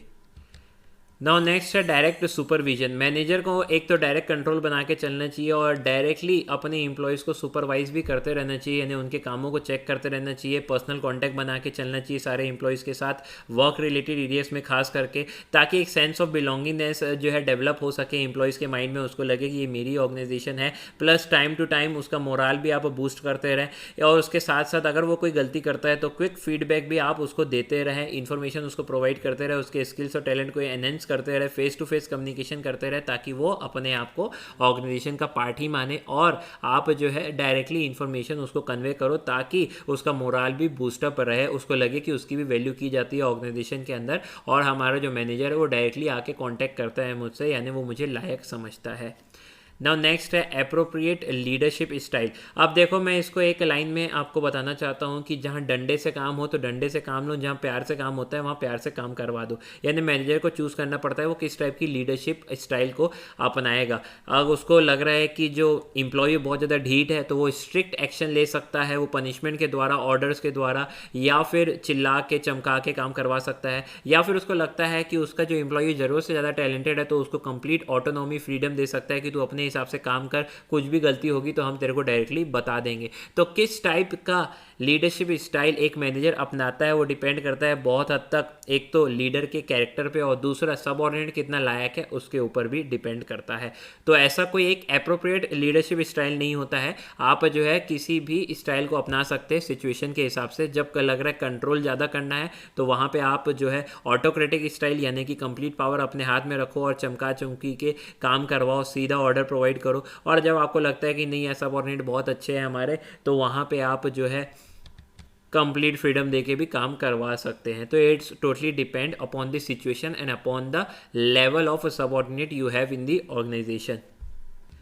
नेक्स्ट है यूज़ ऑफ मोटिवेशनल टेक्निक। अलग अलग टेक्निक का इस्तेमाल करते हैं मैनेजर ताकि एम्प्लॉय जो है वो मोटिवेटेड रहें। कुछ लोग जो है देखो पैसों से खुश होते हैं, तो आप किस हिसाब से पैसा दे रहे हो, किस हिसाब से उनका एम्प्लॉयमेंट चल रहा है उसके ऊपर डिपेंड करेगा। तो कई बार आपको ज़्यादा काम कराना पड़ता है तो आपको मोटिवेट करने के लिए बोनस देना पड़ता है, पर्क्स देने पड़ते हैं, एक्स्ट्रा अलाउंसेस देने पड़ते हैं। कई बार जो है पैसों से काम नहीं बनता है, आपको स्टेटस अच्छा प्रोवाइड करना पड़ता है, रिस्पेक्ट देनी पड़ती है, रिकग्निशन देना पड़ता है एम्प्लॉयज़ को, तो वो उससे भी खुश हो जाता है। तो आपको मन समझना पड़ेगा कौन सा एम्प्लॉय किस हिसाब से काम करता है और क्या चीज़ उनको मोटिवेट करती है। तो मोटिवेट करके रखोगे तो हायर जॉब सेटिस्फेक्शन हमेशा बना रहेगा एम्प्लॉयज़ के बीच में। आपको समझना पड़ेगा किस टाइप का एम्प्लॉय है और इसको किस प्रकार से मैं मोटिवेट करूँ, क्या ये पैसों वाला है या ये इज्जत वाला है या ये दोनों वाला है। तो ये प्रकार से आपको देखना पड़ेगा। तो कुछ एम्प्लॉय जो रहते हैं वो ज़्यादा पैसे दे दो तो खुश हो जाते हैं, मोटिवेटेड हो जाते हैं। कुछ होंगे जो इसको आप इज्जत दे दो तो खुश हो जाते हैं। कुछ लोगों को आप लालच दे दो कि हम आपको प्रमोशन प्रोवाइड करेंगे यदि आप अच्छे से काम करते हो तो ये सारे अलग अलग टेक्निक इस्तेमाल किए जाते हैं मोटिवेट करने के लिए एम्प्लॉयज़ को। एंड फाइनली ये फॉलो अप, आपने डायरेक्शन दे दिया, ऑर्डर इंस्ट्रक्शन दे दिया अपने सबऑर्डिनेट को, सुपीरियर सबऑर्डिनेट को ऑर्डर्स इंस्ट्रक्शन दे देता है, लेकिन टाइम टू टाइम उसका फॉलो अप भी लेते रहना चाहिए, यानी कि आपने जो ऑर्डर्स और इंस्ट्रक्शन दिए हैं वो एज इट इज़ एग्जीक्यूट हो रहे हैं कि नहीं हो रहे। फॉर एग्जाम्पल आपने सोच लिया है कि हर महीने कम से कम 100 कारें हमें प्रोड्यूस करनी है, जबकि आप सिर्फ 80 कारें प्रोड्यूस कर पा रहे हैं, तो आपको क्या करना है, ये 20 कारों का डिवीजन क्यों हो रहा है उसको आपको ध्यान में रखना है। आपको टाइम टू टाइम चेक करते रहना चाहिए कि सबऑर्डिनेट आपकी ऑर्डर को जो रिसीव कर रहा है उसको एज इट इज़ फॉलो कर रहा है कि नहीं फॉलो कर रहा है, और अगर किसी कारण से फॉलो नहीं कर पा रहा है तो उसका रीज़न ढूंढो, उस डेविएशन को दूर करने की कोशिश करो। It's like controlling he. 10, principle of direction कहता है कि आपको टाइम टू टाइम फॉलोअप लेते रहना चाहिए। फॉलोअप लेने से सबऑर्डिनेट पे नज़र बनी रहती है और वो भटक तो नहीं गया है ऑब्जेक्टिव से, गोल से, वो भी आप देख सकते हो। तो इसी के साथ ये बहुत बड़ा चैप्टर होता है हमारा समाप्त। आई होप आपको सारे कॉन्सेप्ट अच्छे से समझ में आए हो। ये चैप्टर बहुत ज़्यादा बड़ा है और हमने काफ़ी लंबा वीडियो भी बनाया है इसको एक्सप्लेन करने के लिए। तो सारे पॉइंट्स को आराम से रीड करना, अच्छे से समझने की कोशिश करना, और चैप्टर जैसे ही ख़त्म हो जाए तो आपको पीछे के ऑब्जेक्टिव टाइप क्वेश्चन बना लेने चाहिए, उससे ज़्यादा अंडरस्टैंडिंग क्रिएट होती है माइंड में। सो इसी के साथ ही वीडियो करते हैं समाप्त। Thank you very much, God bless you all.